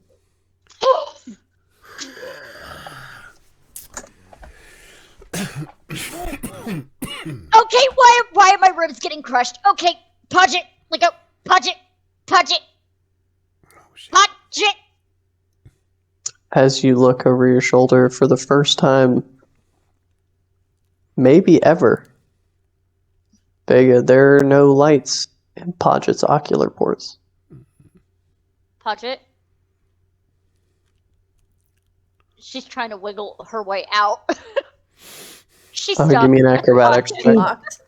Yeah. He Give me said an he has the acrobatics. soul. Maybe we just need to Yeah, you're just gonna have to jumpstart the wiggle your soul. way out of Podjet. Yeah. Clear. Okay, this is just making up for those nat 20s earlier. I got another nat 1 Oh. with a total of 3. Oh, to wiggle What out. was No. a fond embrace? Sorry, acrobatics or athletics? Acrobatics. With a nat 1, it'll be a 12. I'll say that's good enough since Podjet is inert. Got it. You managed to wiggle out. Zeno, by the way, is maneuvering away Still. from this. And as soon as they grab any sort of concealment, they are shape-shifting back to their original, not to their original changeling form, but to their As you go towards this, where you went before, behind Starbow. Mm-hmm. Oh, okay. Is that where that was? Mhm. Okay. That's the only place really to hide. Okay. All right. A willowy arm reaches down and wraps around your body and lifts you up in the air. Okay. and holds you over top of the Commodore. Okay. I'm gonna vibe check the silver in front of me. Silver in front of you is busy trying to open Podget's compartments, and she's gonna try to put her holy symbol in it, her amulet, Whoa. and try to she's trying to revive Podjet You're putting by what giving him a inside soul. Podjet? You're calling She it a doesn't holy know symbol? what she's doing. You're just shoving it inside Podjet to revive She's them. trying Got to give him a it. soul. She doesn't know what she's What a doing. way to wake up. She's like, I can fix it. Are you trying to use a healing spell on Podjet? It's not. He said they don't work. So technically, Do they yes, really she though? would try that first. She'd try her lay on hands first and try the last 15. It works. Oh. It does? Well, okay then. She's trying to give him his Mending- soul back. Mending just allows an auto gnome to spend hit dice that they would normally have to wait for a short rest to use. Got They it. can still be healed by normal healing means, just not by Got it. potions. Okay, so yeah, she'll lay up. Then she'll use lay on hands first, so 15 points. So She'll know this is silver at this point. She'll know. As It you, looks super both sketch of them, that she's just shoving, or they're shoving things into. Okay, I genuinely thought that any kind of healing wasn't going to work because Podjet had said it doesn't work on me. So I was like, okay, if we give him some kind of soul, he'll be fine. He meant the potion, but it Logic. I have a quick question on timing when you have a second, Avery. sure. Oh, when Starbo grabs them, this is before they have an opportunity to conceal themselves, correct? Correct. Okay, Still in the form of Silverdella. gotcha. Cool. Podjet, I thought you were dead. Silvers. I'm going to, while Like potentially there's some there's... like rebooting sounds. it's like checking the floppy drive, you know, stuff like that. Calculating. System reboot. Calculating. Unofficial hardware detected. Bypass. Podjet, wake up. Podjet. This will be fine. I don't like is good. this, Podjet. Wake up. That's fine. Yep. However- they'll remain as silver. They don't really have the opportunity to do anything else. It's okay. They're still focused on this that point- stupid suggestion to be like, I gotta get them shredded to pieces somehow. Starbow is going to use their only spell slot. Okay. Because Starbow does have druid levels. I love them. Cool. I love And them so much. they're going to cast Lesser Restoration Nice. on you, Zeno, which will remove the suggestion. Okay. So as soon as the lesser restoration takes effect, Zeno looks like they come out of a haze, a very confused haze. They're like, "Where am I? What the? What?" And Captain Crux looks up at you. Commodore Crux. Why? I believe ye may have been caught in the guiles of a Rhaegar. Devious creatures, they. They're looking at themselves and they're like, "Why do I look like silver?" Now it is fair to note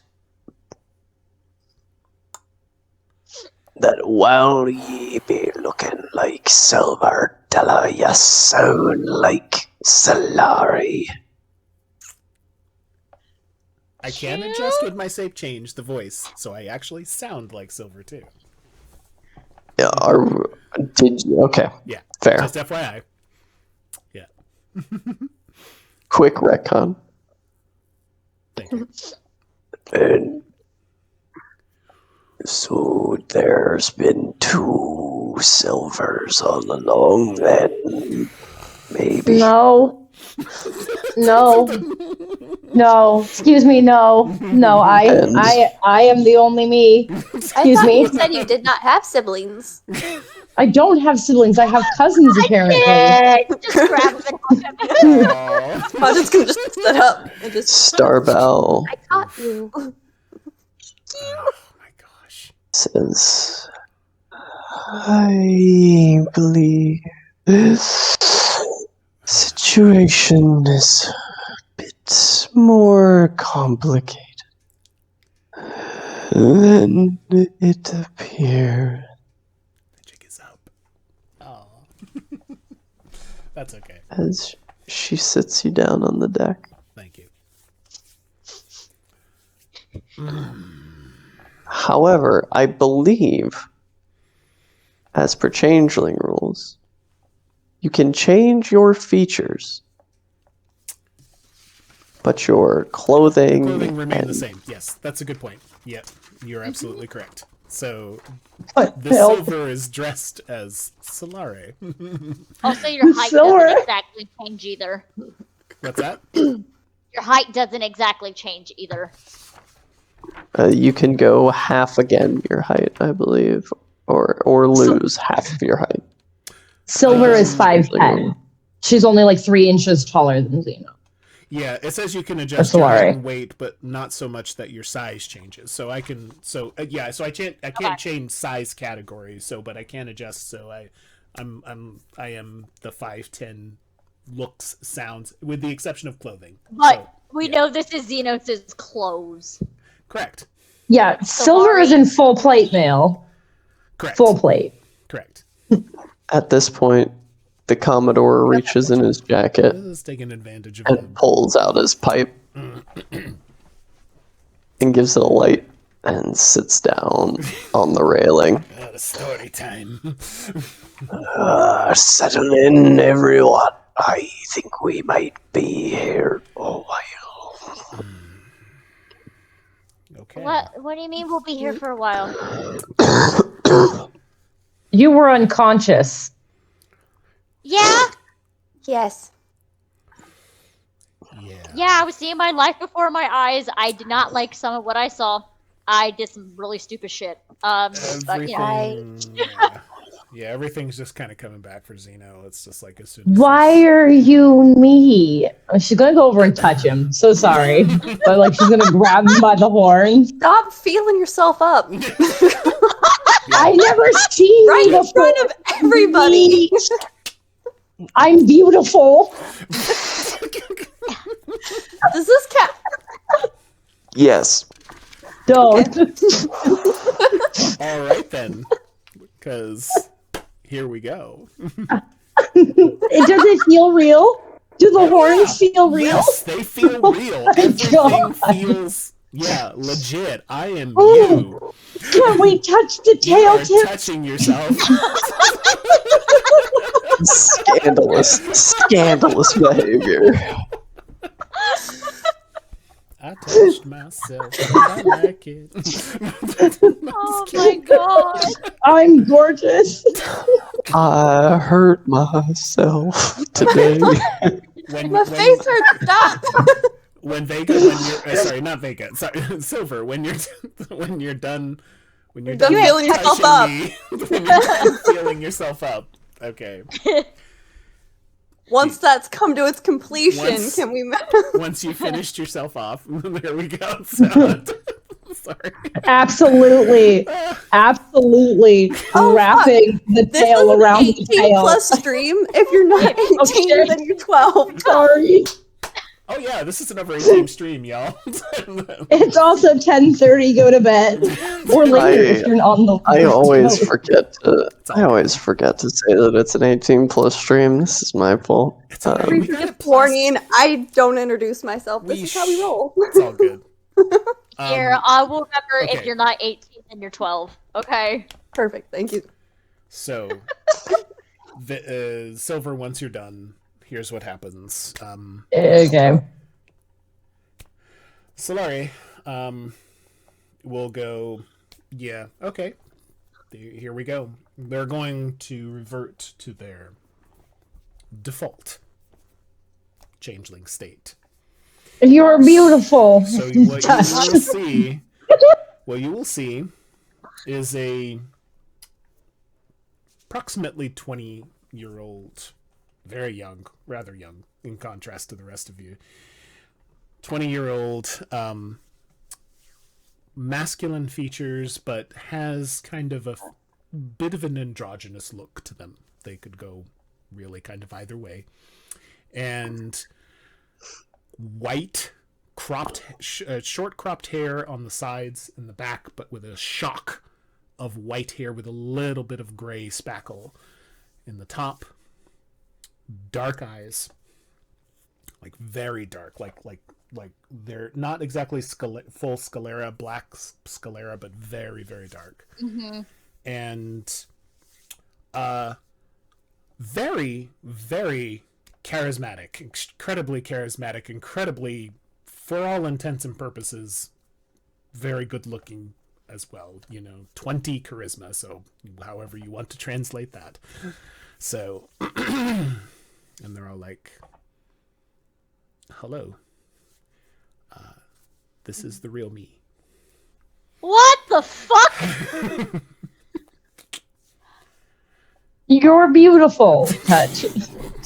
Podjet, Yes. am I hallucinating right now? No, but Silver did say that she did not have siblings. They look similar, but based on the interaction, I do not believe this is the case. Oh, almost forgot. Yeah, the skin is extraordinarily pale. Like, not deathly pale, but just like a goth white. You know what I'm talking about? Like a goth white. We love it. Like a goth white. Yes. Crux takes another long drag on his pipe, and one of his ears just flicks. Mm-hmm. They have some extra details too, but I can save that for later. Behind closed doors would be best. Oh well, no, it's just Crew did not consent to the show, and they haven't paid. Anybody who can see this, since their sleeves don't go all the way around, they have what appears to be a tattoo around their left wrist that looks like a completely foreign code just encircled around, and then under their left eye they have a tattoo of 3 small black stars encircling their eye. Nice. So, yep.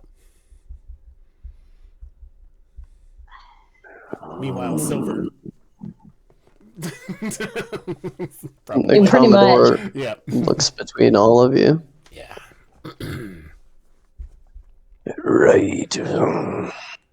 So, I think we're gonna be stuck here for a while. You would be correct, Captain. And Podjet, being that you are attuned to the Spelljamming Helm,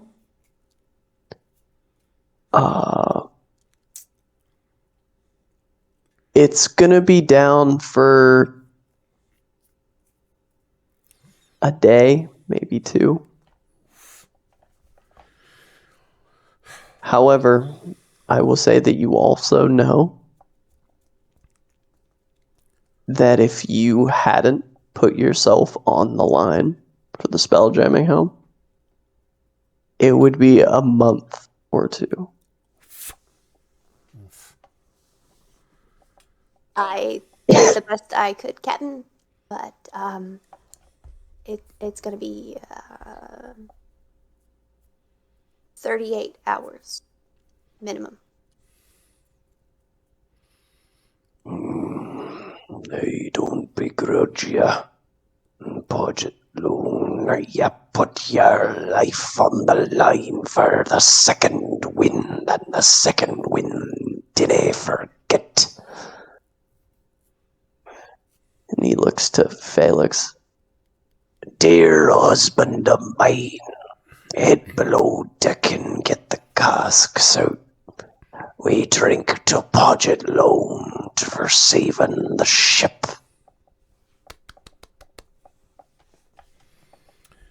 Felix says, "Oh, My job. yes. Yes, Reginald, would you care to help me fetch some casks? And the other gifts says, Yep, no problem. I can definitely help you with that, Felix. and the two of them head below the deck to find some casks to pop. Is that what we're calling nowadays? That's my story, and I'm sticking to it. Yep. Okay. Oh my god. Zeno will get up, walk over in proximity-ish to Vega and Podjet.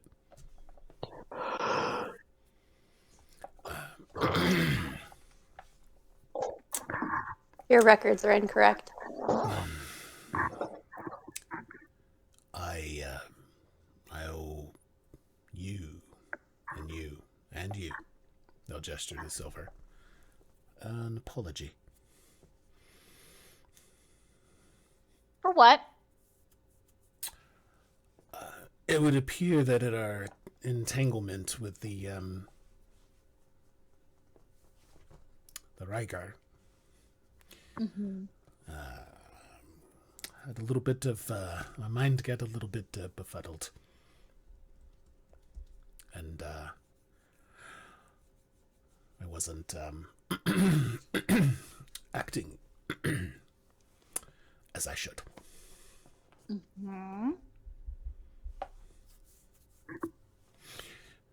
So, for that and for those actions that I took to endanger you, I am sincerely sorry.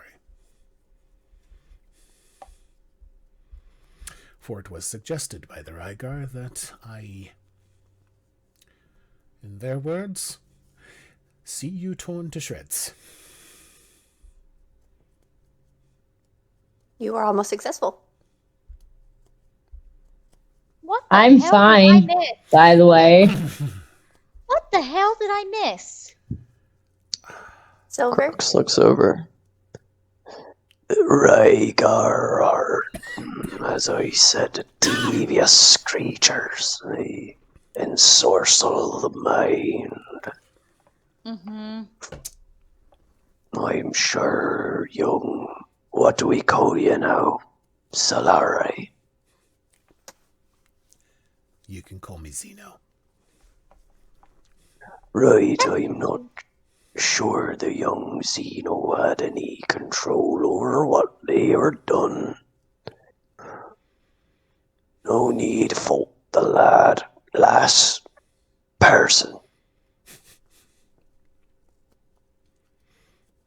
Person probably would be best. I think Commodore, but I think perhaps that would be safest. No, if it was on purpose, no. Zeno will be getting punched in the fucking face right I'm now. upset that your records are incorrect. But we can deal with that later. Sorry, Podjet, that those records are incorrect for you, but Zeno. yes, Zeno. We have time to At fix this point- before the spelljamming helm is fixed. But thank you, Silver. Felix is coming around handing out cups of a frothy winter ale. Yes. Silver's gonna walk up to the end, put her hand on one of the roots.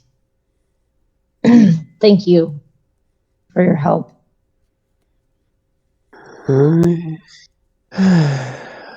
I only wish that aesthetic would have gotten a bit closer so I could give it a proper clobbering.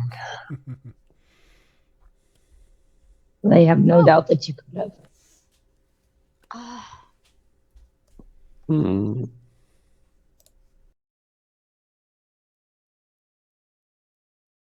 You should have a drink with your friends if that altercation didn't tell you anything. It's that you could lose them At a moment's notice.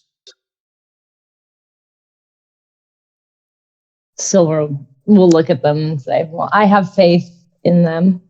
But yes, I'll go and join them. Podjet has gotten uncomfortably close to Silver while Silver was talking to the end. Oh, hello, Podjet. Hello. You tied a rope around my neck, and thank you. You're welcome. I'm sorry it was around your neck. I was trying to get both. I don't breathe. It's okay. Oh, good. Well, But I'm glad would you're have okay. floated off with Vega. I appreciate you pulling me back. Yeah. I'm glad I was able to get you guys. Does this mean we're friends? It means we're friends. Should we drink? I don't do that, but I will hold a cup. Yes. Cheers. Let's go join everybody else and we'll hold a cup and cheers. Podjet. As everyone's given their cups, the Commodore stands up tall, raises his glass. To Podjet low, no saved the second wind today. A first-rate spelljammer if I ever saw one myself. Podjet adjusts their hat and kind of sits up straighter. They're a spelljammer. The Podjet. Deposit! And the crew raises their glasses and everybody throws them back. Podjet, they're going to be making songs about you now. Will they be the same as the ones they say about you? You better all not Podjet. As everyone is No. cheering Podjet and toasting and just cracking open the cask and involved with that. Zeno's going to move their way over to nearer to the Spelljammer helm area. Okay. And You seem mostly to go unnoticed. We're going to take a look around, see what was different from the Spelljammer helm of the derelict that they were on. This one, there's no pool of water beneath it, or rather, brain juice. You see, as Podjet described, this spelljamming helm is covered in blue crystals and copper banding. And you see the project Spelljammer, although it's flickering in and out, and instead of blue with red letters, it's green with yellow letters. Interesting. I'm going to make some mental notes to transfer over to physical notes about the differences and ruminate on them. All right. As that occurs, Do the jewels look like they're removable? No, it no, looks like they grew look like out a of the part ship. of the chair. They grow out of chair. Yeah. Okay, It all encompasses around. It almost looks pod-shaped, gotcha. but fractal. Got it. Like you're sitting inside of a geode almost. It shines with motor oil. Okay. Shines like water out. You do have enough time to take a short rest, so anyone who would like to spend any hit dice, you are free to do so. Abso-fucking-lutely. I'm good actually. I didn't get hit. Thankfully. I didn't get hit either. Yep. Whee! You would have potentially gone overboard if I could have convinced that gift, though. If he wouldn't have rolled a Silver 17 on the dice, he didn't get a bonus. He didn't get a bonus. That was a very unlikely success. Nice. Yeah. We're gonna remember how this works again. So I was worried for half a second. I was like, Silver's pretty strong. If someone tried to grab him, he's got a pretty good chance. Dice depending. No, that's true. Yeah. spend a hit die. Zeno roll ain't it. doing none of that strength stuff themselves. They only got a 10. Plus, it's plus one. Oh, I know. That's why when I was like, fight me, I was like, I know. I'm not. I'm so not. This is not what they're built for. Like, yeah, right. But Fight me. No. no, I will have them I could fight have for commanded me. you to. I have that ability too. No, I was expecting you to use it. I was like, when's he gonna suggest to jump off the ship? Well, no, that would be. I Don't think you want to go for a swim? suggestion to jump off the ship. I think would be a failure based on what suggestion can do, because that would put you in direct harm. But trying to convince someone else that you were a traitor and they deserve to go over, hell yeah. Okay, no, walk with me though. Because there would be nothing harmful about actually just going off the edge of the ship. There's nothing that's going to hurt you. It's going to be when you enter space and suffocate to death. That's true, but Well, I would like to think that Silver would know that, even though they're being suggested to do so. I was half tempted to use command. Everyone half has tempted to spent use their command. hit dice. Yes, everybody good? Oh, yeah, I had to spend all of it, and I'm still not at max. Sorry. I am. So, over the course of a few hours, food is brought up. The space eel has been cooked. Space Food. Sweet. Food is brought for everyone. Do we have space sushi? However,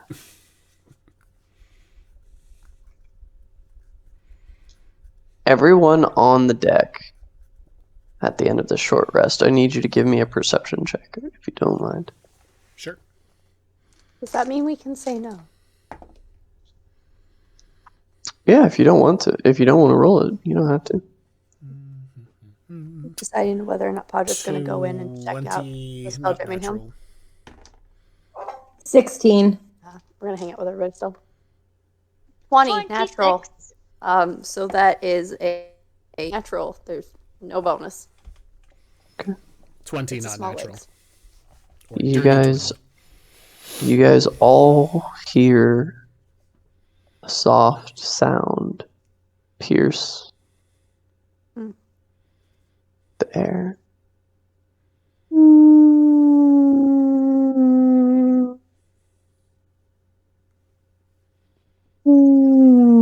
Vega's gonna set her cup down on the deck.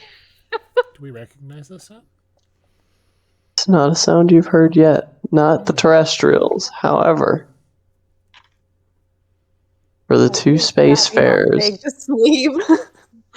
Okay, Podjet. You ready?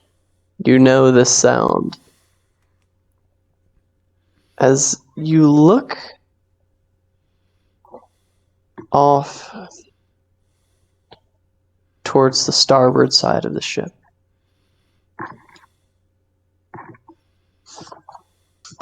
as I will describe what you see.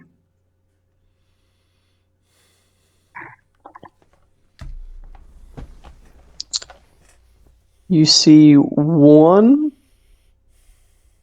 huge creature, easily 80 feet in length,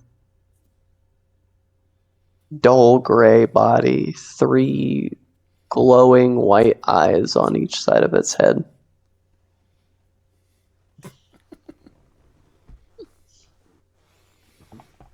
They resemble whales from back home for you terrestrials. However, it's an entire pod of 6.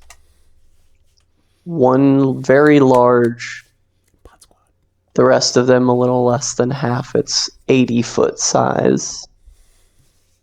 A pod of Kindori, a mother and her 5 pups. As they begin to pass,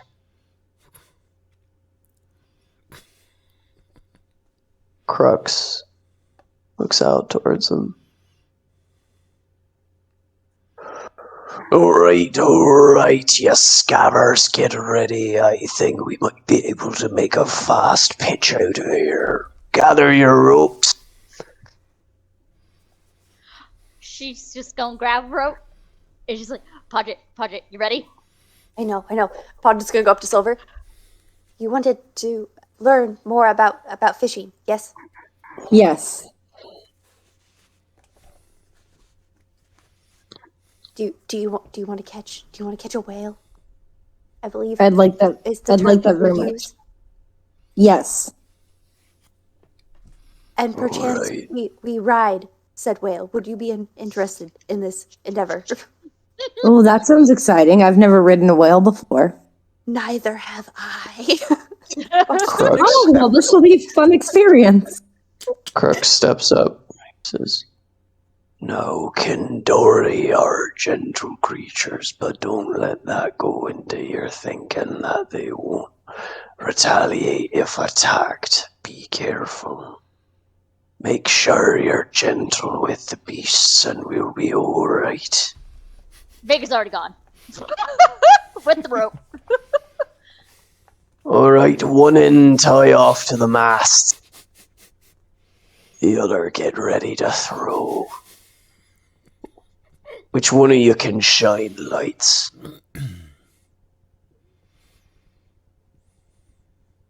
Staring at Silver and Vega and Zeno. Vega cast very light. I think it's very light. Dancing lights? Dancing Fairy lights. fire. Yeah.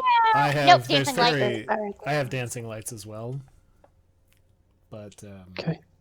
depends. Podjet might be an autognome, but light is not what they deal in. Crux says, alright, get your lights going. We need them to come close and they're attracted to light. All right, Zeno will stay about, you know, Vega's gonna aside. climb up to the mast. on the edge of the railing and get their dancing lights. Shoot their. So, as I believe 3 of you are capable of this spell. Yep, that'll be about 12 lights. Yeah. Light All's not flow. going to do it, so Podjet's just going to The- stand the railing. Entire ship begins twinkling, and you see that 2 of the pup Kindori break off from the pod. They're easily 35 to 40 feet in length Oh.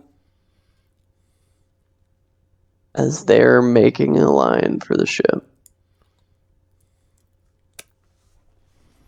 If you are throwing a rope, I need an athletics check, please. Silver's throwing a rope. Not me. Finch is they- going to try and throw a rope as well. Okay, are they within 30 feet yet? They are going to get within 30 feet, Once they and I get will within- let you know when that occurs. Yep. Because I'll catch ropes if I need to on the back of this damn thing. So Podjet grabs their silken rope and they make that knot and they like start whipping it around and it right off the edge of the deck. Oh. It makes it like 5 feet. You did it, Podjet! Good job! You're doing your best! Silver got a 16. Nice. Okay. Podjet whipping it around. Oh. Buddy. I whip my rope back and forth. As you toss your lasso, you're getting to be a practiced hand at this. Silver. It takes a big loop, Mm-hmm. but you do manage to lasso one of the Kindori. She's gonna hand the rope to Podjet. It's tied off to the mast. Oh. Then she's gonna help Podjet with his. So, Vega, you starlight step onto the other. Yeah. Snag the rope that Podjet dropped. Whoop! And easily manage as I need an animal handling check from you. Let's go, Vega. Let's go. We got it. A 15. A 15. Yeah. She's lovely on the aft. See how she rides. As you get this lasso around the Kindori, It leans into your touch. Hi! Pat, pat, pat, pat. You've gotten close to these before, but this is the first time you've gotten to feel them. I know, she's just so happy right now. And you feel that there's moss and growth. But the skin underneath is cool, slightly rough, but not enough that it's like sandpaper or anything. It's that like kind of short-haired dog feel. Yep.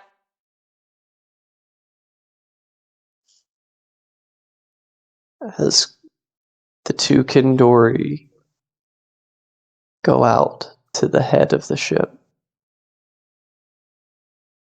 and begin to gently tow the second wind behind them, catching up with their pod. As these 6 Kindori are now surrounding on the top and both sides.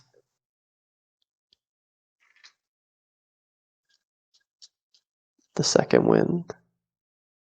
As Crux looks over to Finch.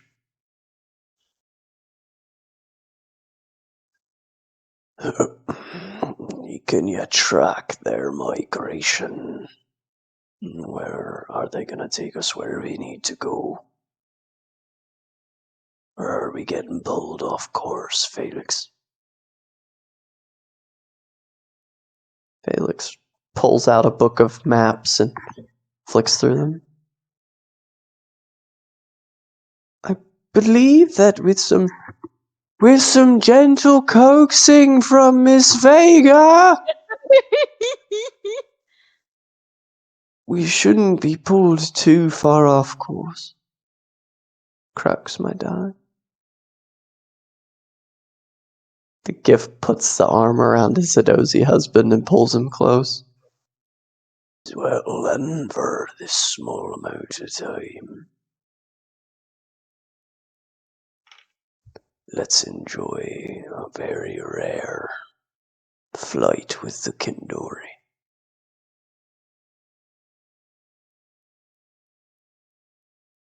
As for several hours, and anyone who would like to make an attempt to get out and onto one of the Kindori can definitely make an attempt. I will allow you to take 20 and take 20 minutes doing it if you would I would like to do that. to ensure success. Mm-hmm. Vega, But you after can- having a crappy day, is in a good mood. But you can all manage to get, if you would like, a seat on the back of one of these Kindori. So they have tail flicking and the gentle song between the 6 of them. Tow the second wind. So you said several hours, right? Mm-hmm. I'm going to take that on the back of the whale, do my 4 hours, and do my meditation. Gotcha. So I get everything back. Yep. Podjet is gonna at some point like tug on Silver's shirt and be like, I think this one is close enough, and actually get on. Yeah, Silver will follow Podjet and sit with Podjet. Insofar as the Kindori are still towing the second wind all the way up until Podjet. You guys have to go back and forth to have meals. It's over the course of a day. And you feel the power of the spelljamming helm return.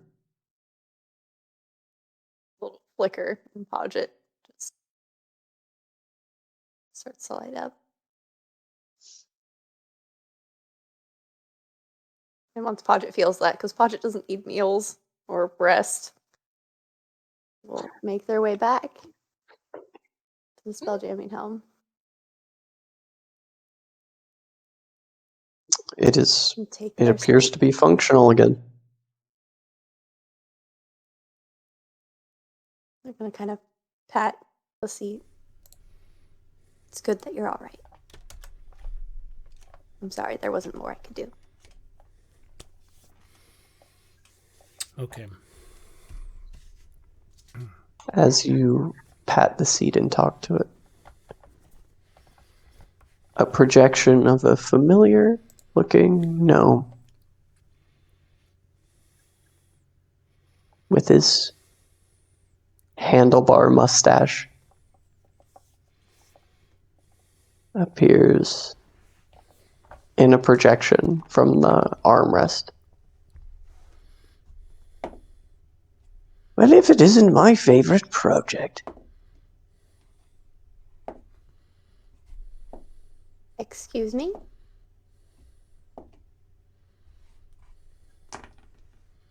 I assumed you were talking to me, old friend. You look familiar, but I was not.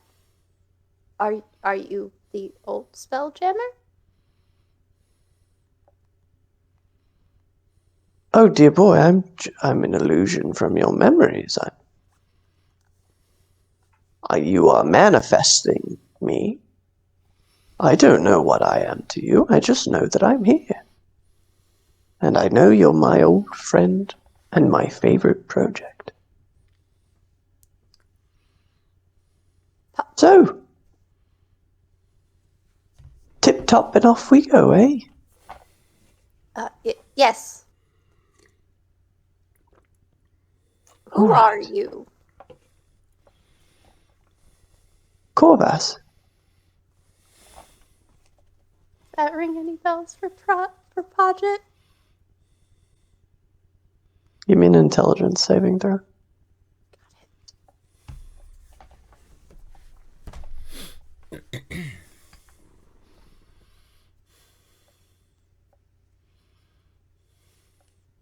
$14.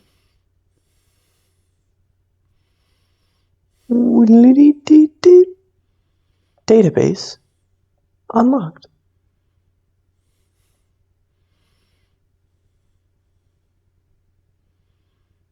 As you remember opening your eyes for the first time, Podjet. Really opening your eyes for the first time. Of course, you had been helping around the workshop.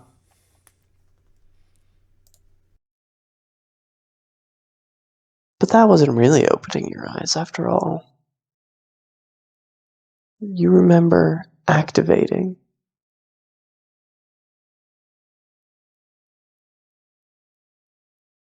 But having a thought. All your own. All for the first time. Walking into the workshop. Telling Corvus, I'm alive. And seeing his face light up and a huge smile across his face. Well, of course you're alive. Project Loner, of course you're alive. I'm so happy you're here. I am too. Well, I'm your, let's say maker. Corvus, welcome.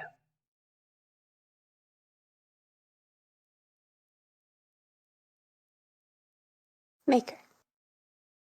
Yes, I took all of your metal pieces and I put them together over time.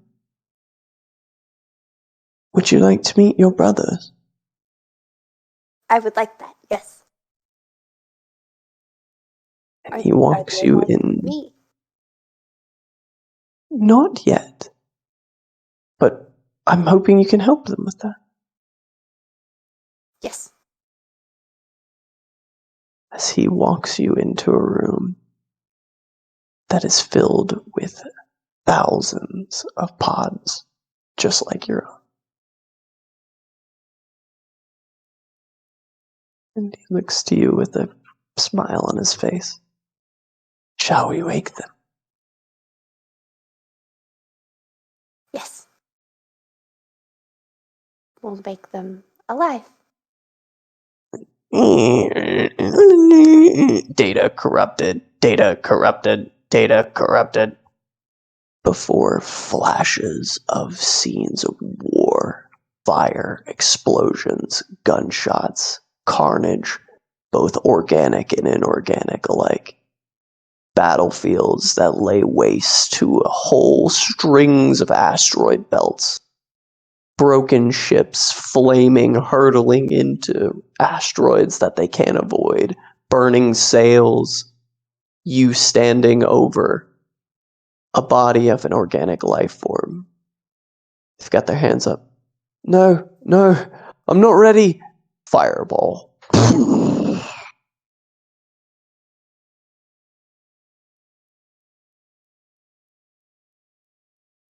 Data corrupted, data corrupted, data corrupted. Mhm. Before you hear. Well, you never know what he could turn out to be, Captain. Come on, we should keep him. He's just a little guy. Come on, it's gonna be just fine. Don't worry about it. I'll take care of him. I'll feed him. I'll put clothes on him. I don't know what I'm gonna call him yet, but he's my little guy. Don't worry about it. Flapjack, we've had this conversation. No pet. And you open your eyes. I don't think he's a pet, Captain. He's just a little guy. Aren't you, little buddy? It's okay. Don't worry about it. My name's Flapjack. Hello, my name is.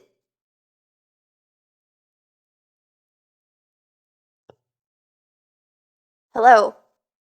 But It's okay, little buddy. You just sit there for a minute. Don't you worry about it. Listen, are what's you? your little body need? Let's see. It says Podjet Lone 1. We call you Podjet. You're a little buddy. Flapjack. Flapjack and Podjet. Flapjack and Podjet.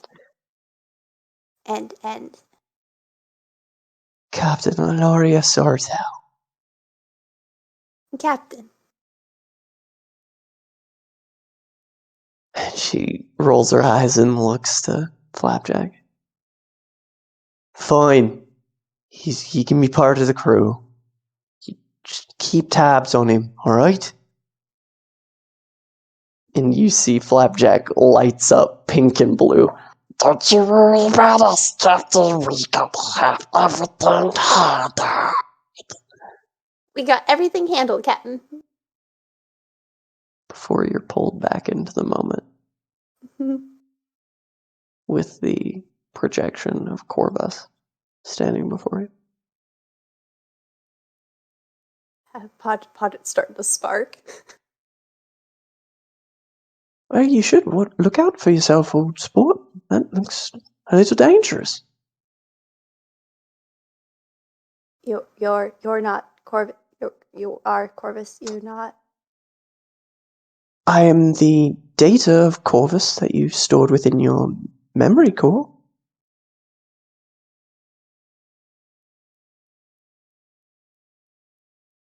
I need to move the ship. I need to move the ship. All right, well, tip-top off and away, old sport. It's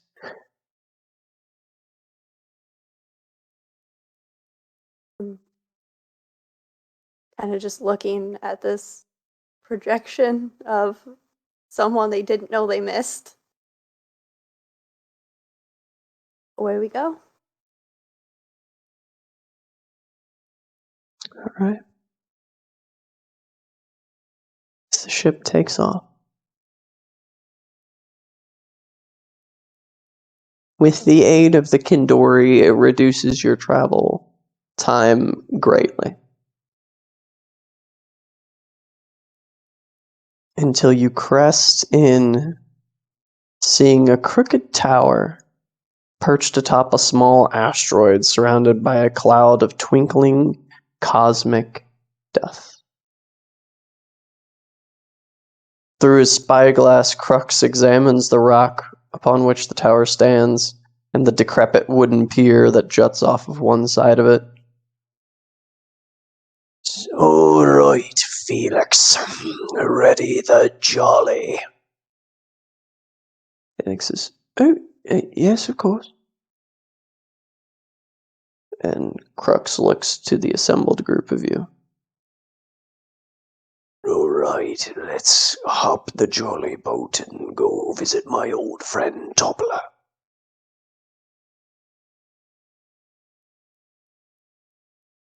As they raise the jolly boat, the little space dinghy, to the side of the boat so that you can all get on.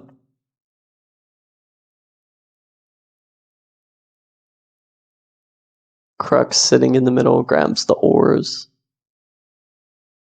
and rows you across to the pier.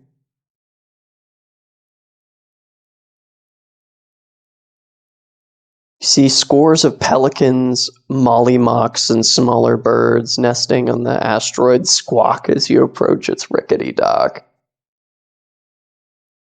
At the end of the dock, two gray, shark-like creatures fight over the remains of a pelican.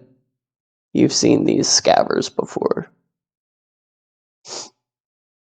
However, a woman with frayed robes and bare feet sits in a rocking chair at the base of the tower, watching the fracas. Her face half hidden by a wide-brimmed hat that has a blue jay perched on it. The woman leaps to her feet and brandishes a staff, waving it in the direction of the scavengers. She says, "All right, now go on, get!" And a ray of fire leaps from her fingertips and singes the back of both of their tails as they go flying off into space.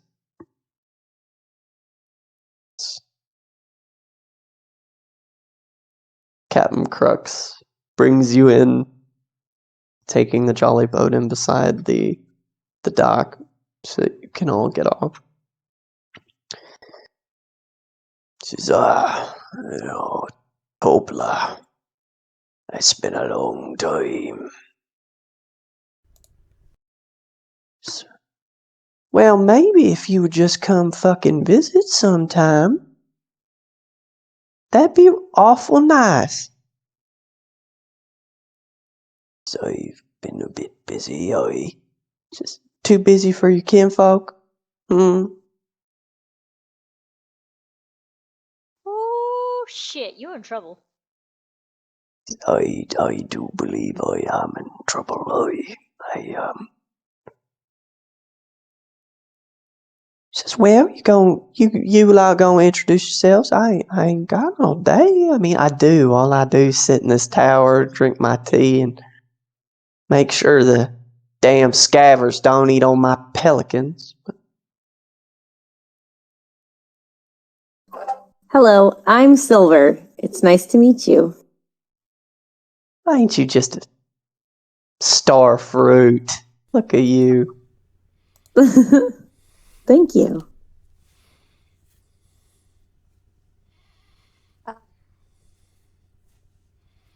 It's nice to meet you. My name's Podjet. Oh, hi there. I got some little friends just like you running around here if you'd like to talk with them. That does sound nice. Thank you. Okay, all right. I'll introduce you. What about the rest of yous? Vega Bright Sails. Bright Sail. That name sounds familiar. You got some brother, cousin, aunt, uncle, mom, dad that flies around in ships around these parts? My mother and my father. Oh, well, bless your heart, carrying on the family legacy. Can I insight to see if this was a fucking insult? Sure. It all Sorry, depends it's on the that tone. It all depends on the tone.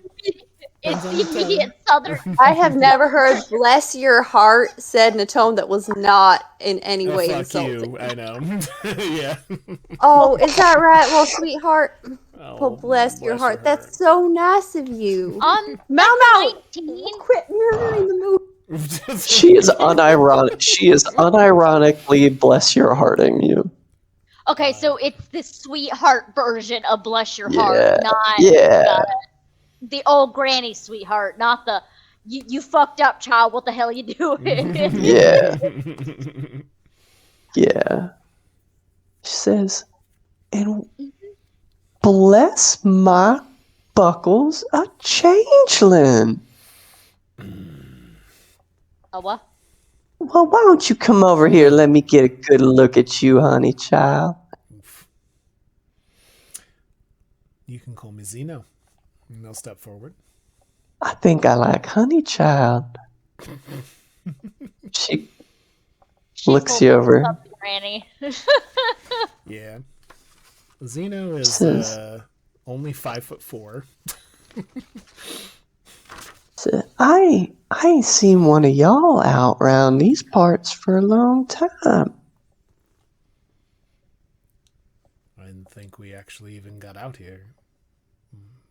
Let alone, well, Oh, you think there's just things like you what come from where you come from?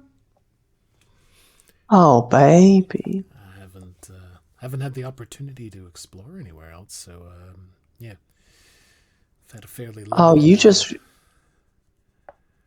wait until you meet somebody who looks just like you and they try and speak the common tongue from their prime material plane to you.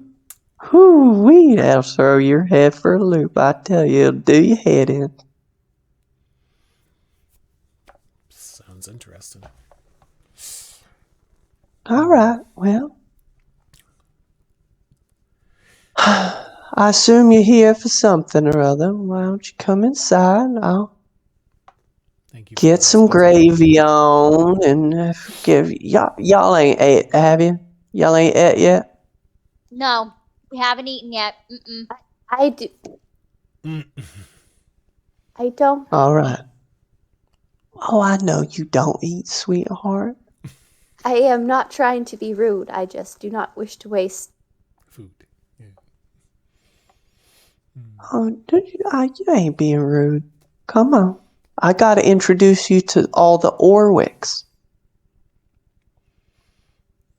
And I'm just gonna. What is an Orwick? As she takes you into the door. Like, when I tell you this wizard's tower is messy hoarder Southern grandma meets Southern Comfort magazine, Got it. like, that's where we're at. Gotcha.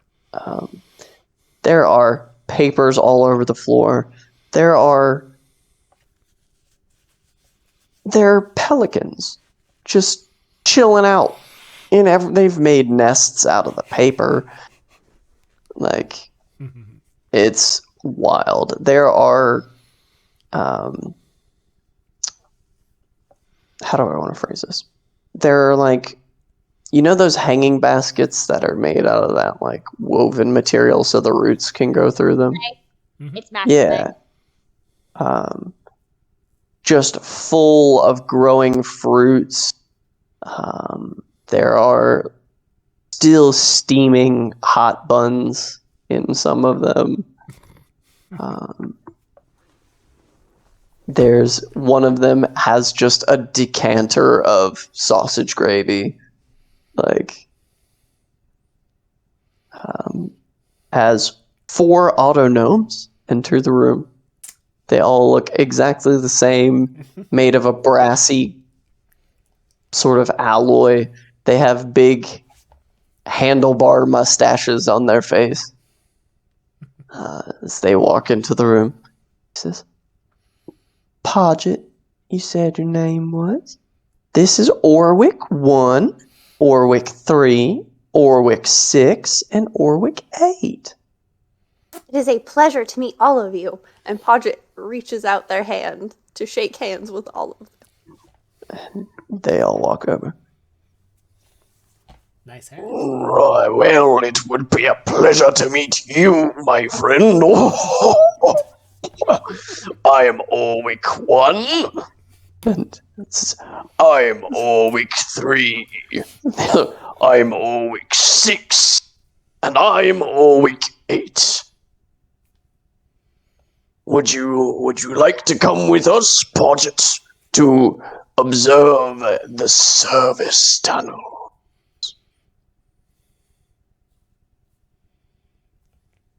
I would enjoy this, yes. Shall we? and they all say in unison, we shall indeed. Oh, and they walk towards a little auto-gnome-sized door. Open it. After you, sport. Thank you, 1, 3, 6, and 8. As you all I tumble like off your into the service. mustaches. It is a nice touch. Well, we can make you one if you're staying for a while. Care for a mustache? I shall consider this. Very well. And the door shuts behind them. As Topola smiles. I think it's real sweet that they made friends so quick.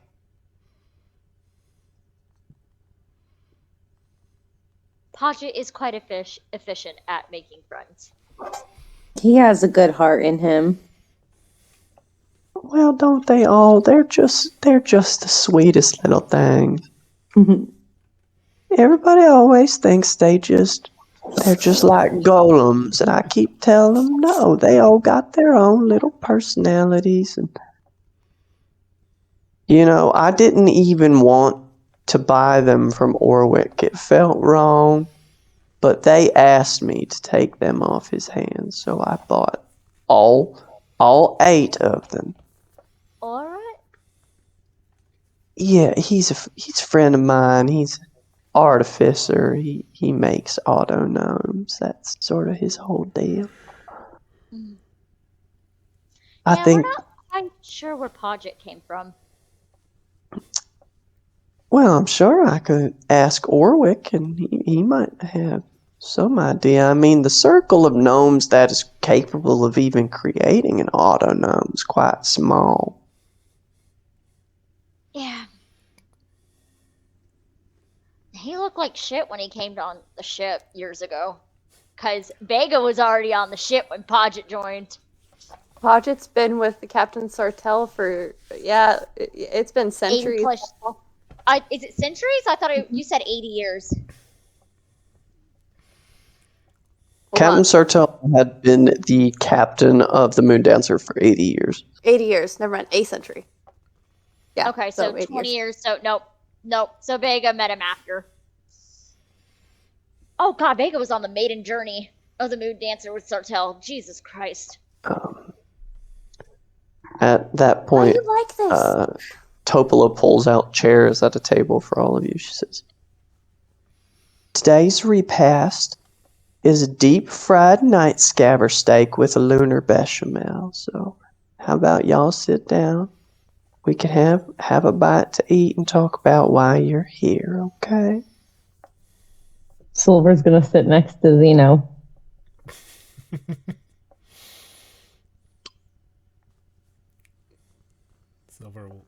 Zeno will sit down probably opposite Vega.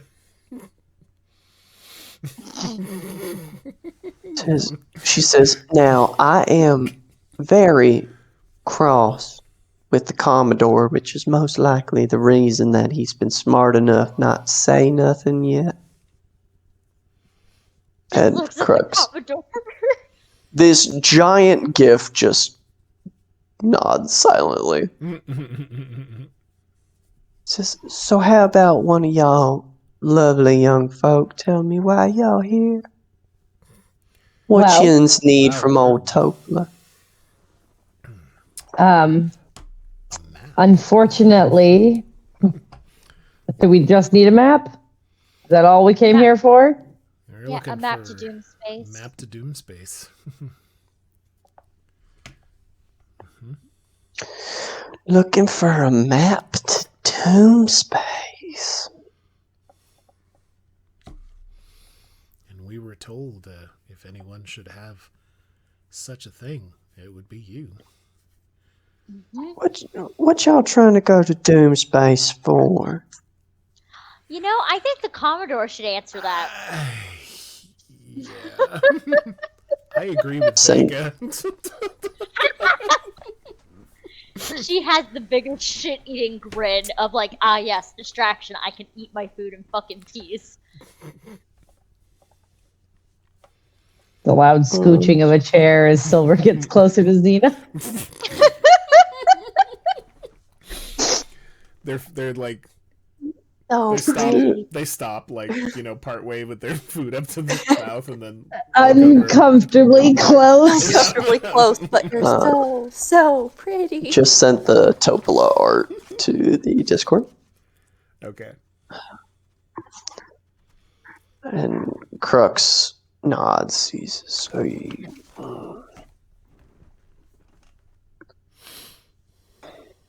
Nice. We're meant to oppose the Xaryxian Empire.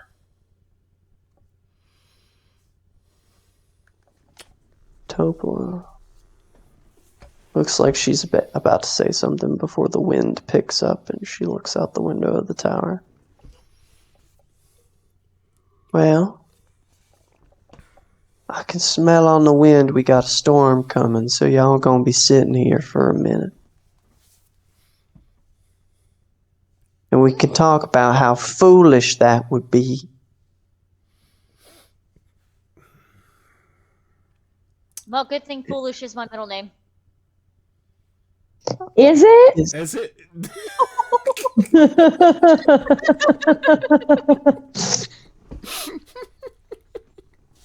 No, I was being facetious. Zeno will stop eating first. Oh, okay.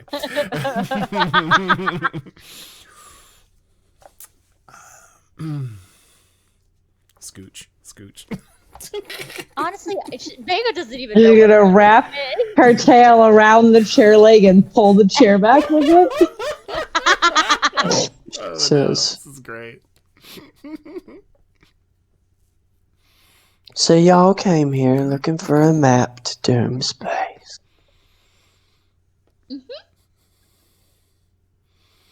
Well, I hate to be the bearer of bad news, but I ain't got one. I'm an insight check. Go ahead. Vibe chicken. I'll help. Sweet. That is a nat 20 plus. Damn. 6, so 26. Very nice. I'll be right back. She is not being deceitful. Okay, so she'll just continue eating. Says Doom Space is out real far. I ain't got a map, but I do got something that might help. I do have a wild space orrery that I would maybe inclined to lend y'all.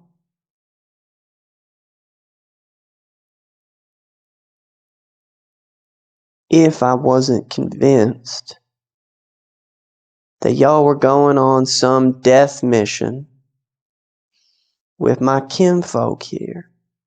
She kind of looks at Crux. I want to see no harm come to some nice young folks like you.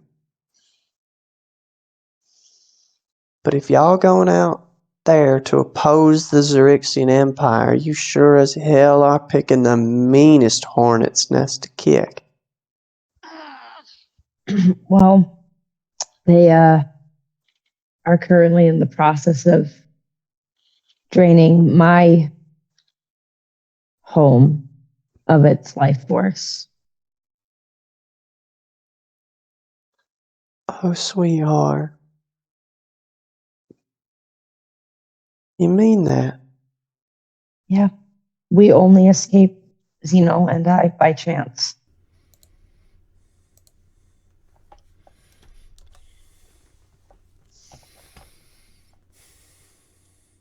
She nods.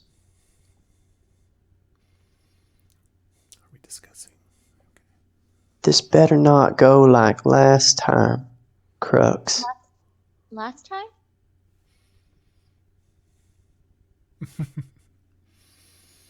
Since that ain't my business to tell.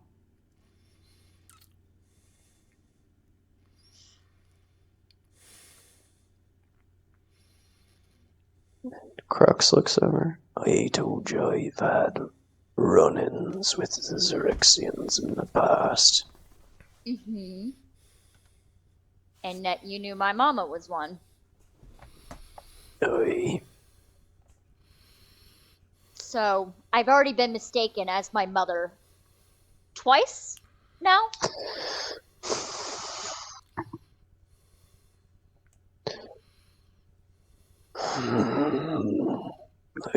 So, Commodore, I suggest you start spilling.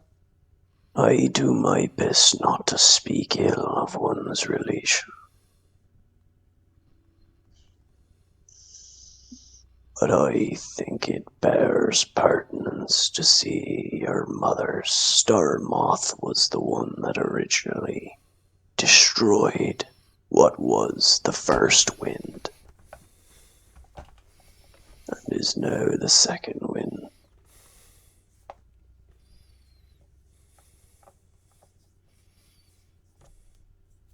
Your mother was a naval captain for the Xaryxian Empire. For a time. And that's all I've got to say about that. I care not to speak ill of the kinfolk what come from someone who done save my hide. It's downright improper.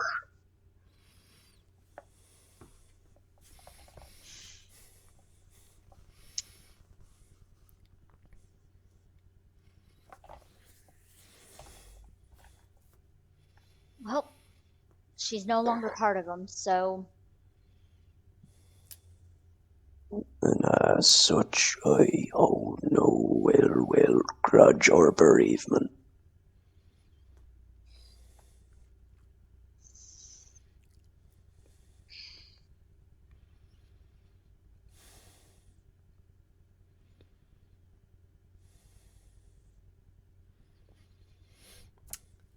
well, we got one advantage.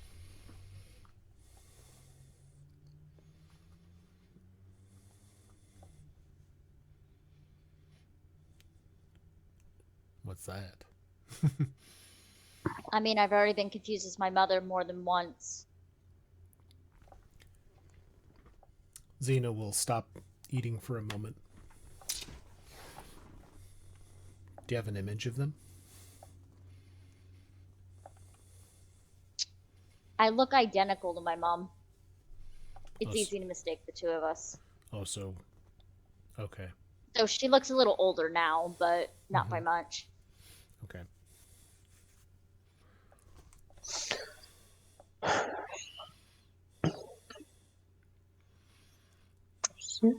Topola looks to you. She says,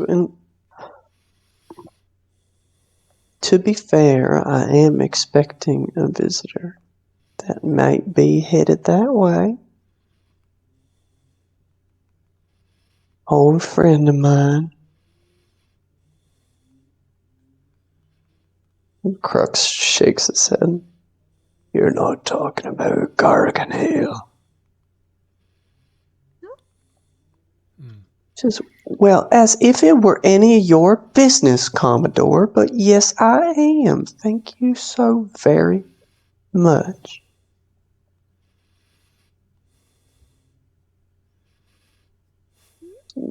My visitor, also opposing the Xaryxians, I believe, although I find he doesn't drag people into his conflicts, Commodore. Crooks says, I didn't drag these folk into none. They're going for the blood what's owed to them. Their choice. Their axes to grind, as it were.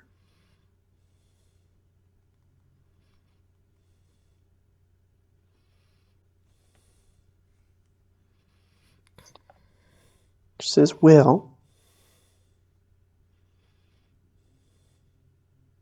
yes, Grimzod is going to be coming for a visit. And you best not terrorize him, Commodore. Well, maybe you should have better taste in lovers, Tobler. Says, we parted amicably. He did not break my heart as much as you want that to be the case. I broke it off with him, just for the record. Right, I'm sure you did. Yes, I did. You hush. Grimzod is an excellent captain, and I'm sure he will make a great escort to the edge of Doom space, if that's where he's going. I'm pretty sure he came here looking for a map, same as you. But he's supposed to be coming by any time now. The storm probably delayed him a little bit.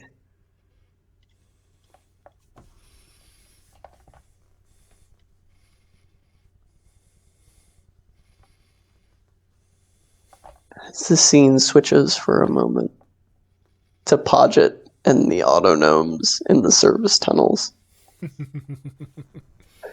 Oh, well, this is where we control the heating and cooling from here, this valve here. And, if we go around here, this is the entrance to the flues so we can clean the ash out of the stoves.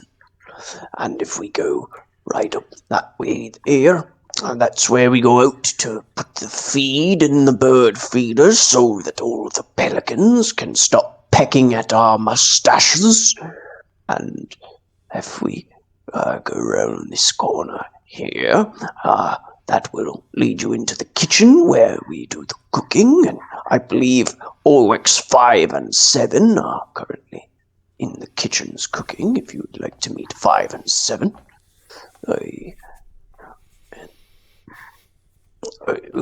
May we ask, Podjet? You are not an Orwick, obviously. And you are not a Podjet. Astute observation, old spot. Do you know your creator? Your maker, as it were? I do now. This was a recent discovery. I assume you were made by someone else. Do you know Corvus?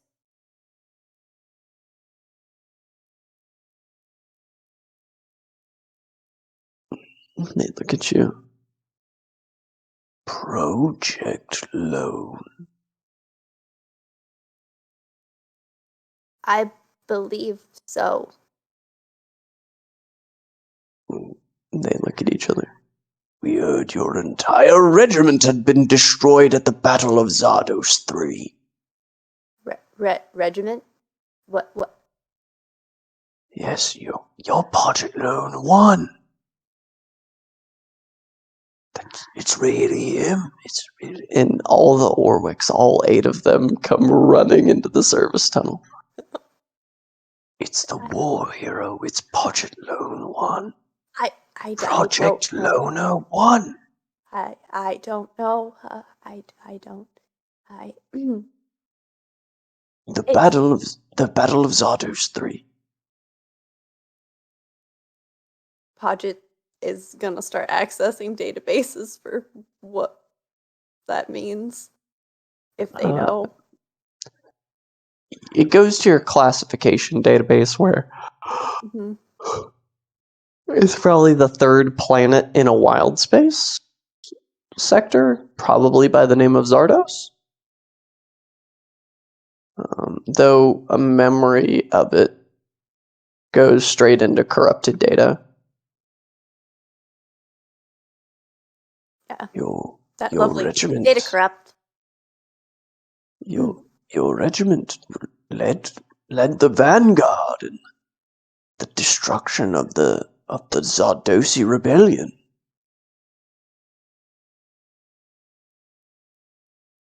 Was that a good thing? For the Zardosi crown, perhaps. It is difficult to say in the end of things.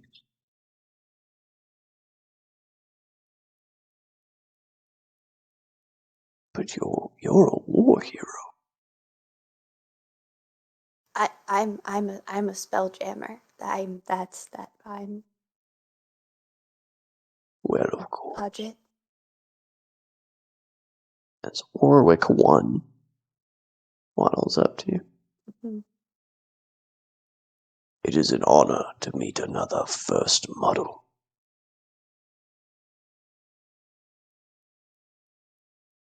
Especially one from a line of such esteem. I will forever remember this day, Project Loner 1. Thank you. One. Orwick 1. Orwick. One.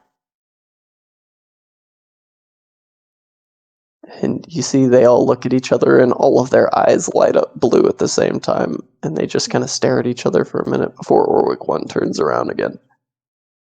We have conferred. We shall ask Mistress Topler for leave, and we shall follow you into battle.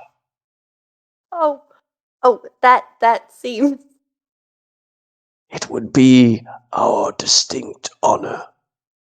The spelljamming helm only has so much capacity. I do appreciate the offer. I would have to check with my captain. We eagerly await your response. Thank you. We are powering down to avoid too much excitement. Understandable. I appreciate your offer and shall take it into consideration. I believe they had jobs to finish.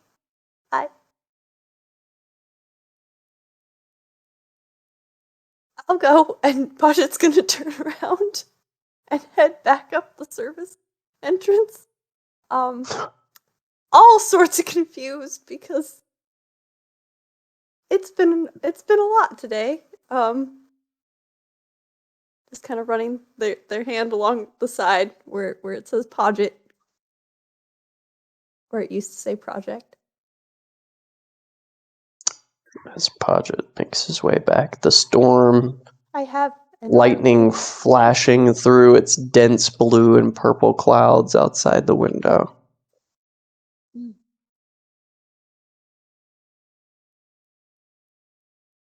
Topola says, "Is there anything else Yins need from me?"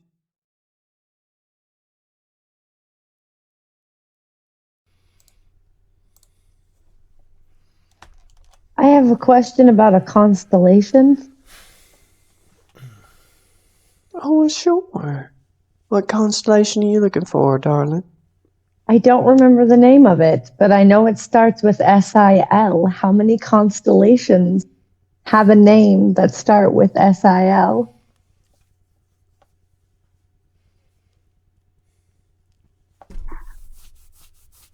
I don't know about constellations. I tell you what. She reaches in her bag and puts a orb in the center of the table.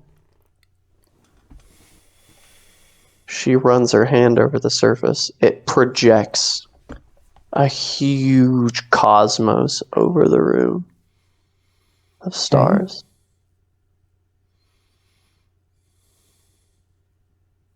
Says, can you narrow it down for me? Do you know maybe the shape of the constellation you're looking for, or? Can I narrow it down from the vision I had?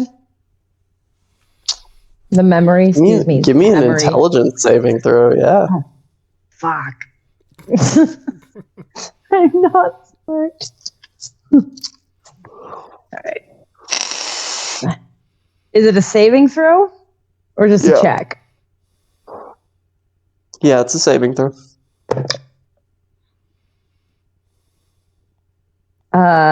22.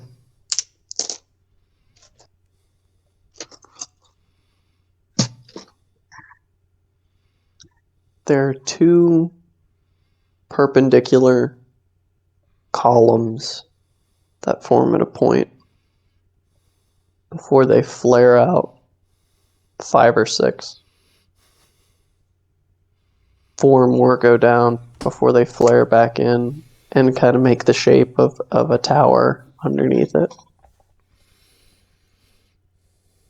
There. And you find one that looks close. Looks close. It's missing the point.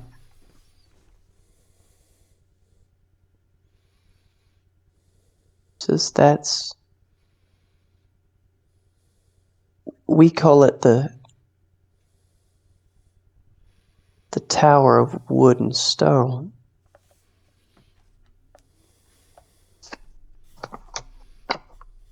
One of the stars, the point, blinked out. Good 400 years ago now. 400? Yeah. It's interesting that you SIL, that star, it's called Celasta.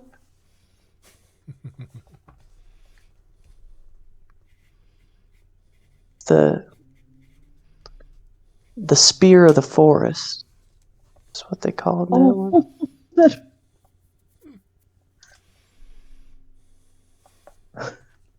Supposed to guide hunters on a yearly migration on the planet, roughly in the sector that y'all were describing that y'all came from. So, supposed to guide hunters home from deep in the woods in their winterly hunts.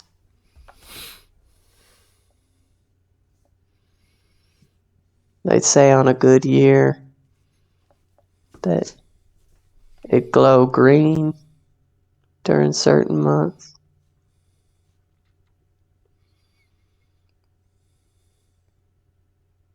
What color was it usually?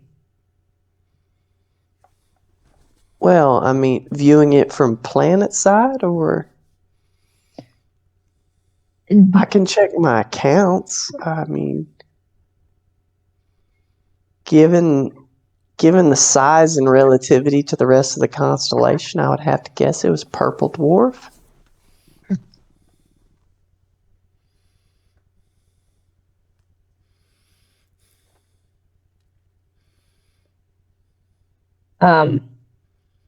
Silver will turn around and go, thank you. Thank you very much. And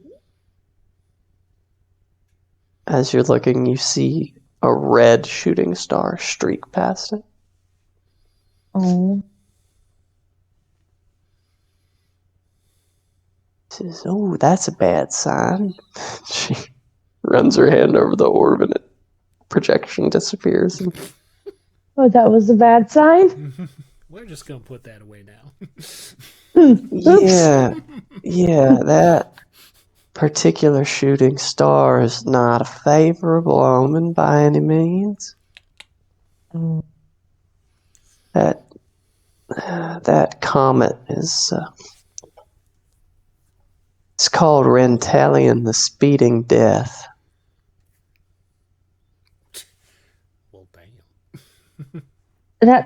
That sounds bad. How did it get that name? Well, sure you can imagine. It sounds like it goes fast and it kills you. She's gonna slowly turn her head to Zeno. That You one don't tends to say. only make itself known when time of great violence is coming to occur. That's not cool. Not cool at all. Is it violence for those who witness it, or is it violence for the area it passes by? Are we safe? It's violence for those that it passes. Violence is what is left in the wake of the speeding death. Not necessarily perpetrated by us, then, but violence nonetheless. Yeah, I imagine.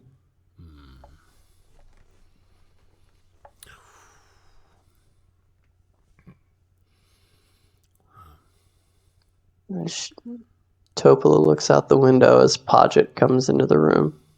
Hey, Podjet. Hi, Podjet. You all right?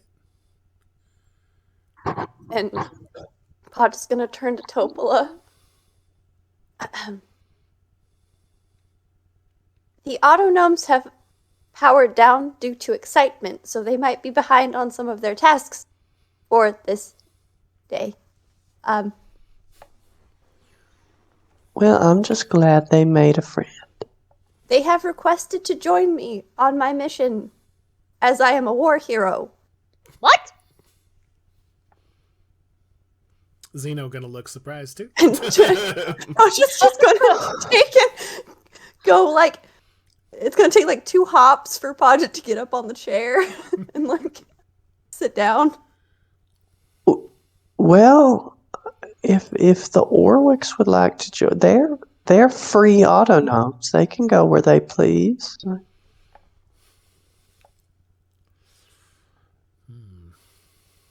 It would be up to the captain.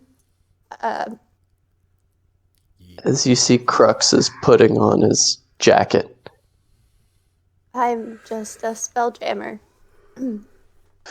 Well, Podjet, if they want to come with you and you want them to come, I obviously can't leave without you. You're the Spelljammer. I am. Podjet's just gonna sit up. Just like Topola that. looks towards Crux, making towards the door. She says, "Commodore, don't you..." And they both fly out the door. Vega, you Gonna peek out the door. Oof. As you see rolling up to the docks, illuminated on the silhouette of the lightning flashes through the dense blue and purple clouds, the silhouette of a galleon with torn, flapping sails. Oh. Ghastly-looking mariners stand on deck, clinging to the rigging, staring out with unblinking eyes. Oh, it's gotta be our Flying Dutchman. The galleon's captain steps into view, a pallid, white-haired man with a barred metal mask covering the lower half of his face. Dad? Shit. Sorry. You can't just call every captain daddy. No, All I right. didn't say His left hand detaches from his arm and skitters up onto his shoulder, Sweet. and then waves with two of its fingers. And Crux gets a sneer on his face. Who the And fuck is that? One of his Exactly. hands goes to his pistol. Oof. He says, Hey! That would be Captain Grimzod Garganel of the Last Breath. Grimzod. The Last Breath. That's a lovely name. That's and that is where we will end tonight's session, Living on the Edge. Thank you, everyone, for joining us. It has been a time. Vega's like, shit, he's hot. Thank She's you. buttering shit. Thank you He's hot. much. Thank you for joining us Thank you on for our joining us. adventures in space. We're traumatized. Whatever time it is that you're watching this, I hope it's a good one. Yep. Much love. We have the hearts. We make them dance. Hard to make them dance. Be Welcome kind to to the yourself. collective.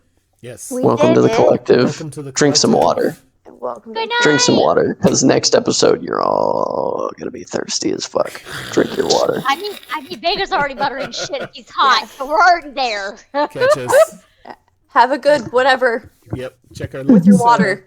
Check our That links came out here. wrong. Check And our the links stream. here, And the stream. YouTube. Check the links. Check the links. Check the links on our Twitch on our Twitch profile here for YouTube or for our YouTube channel. Yeah. Catch up on all this goodness. Bye. Bye bye.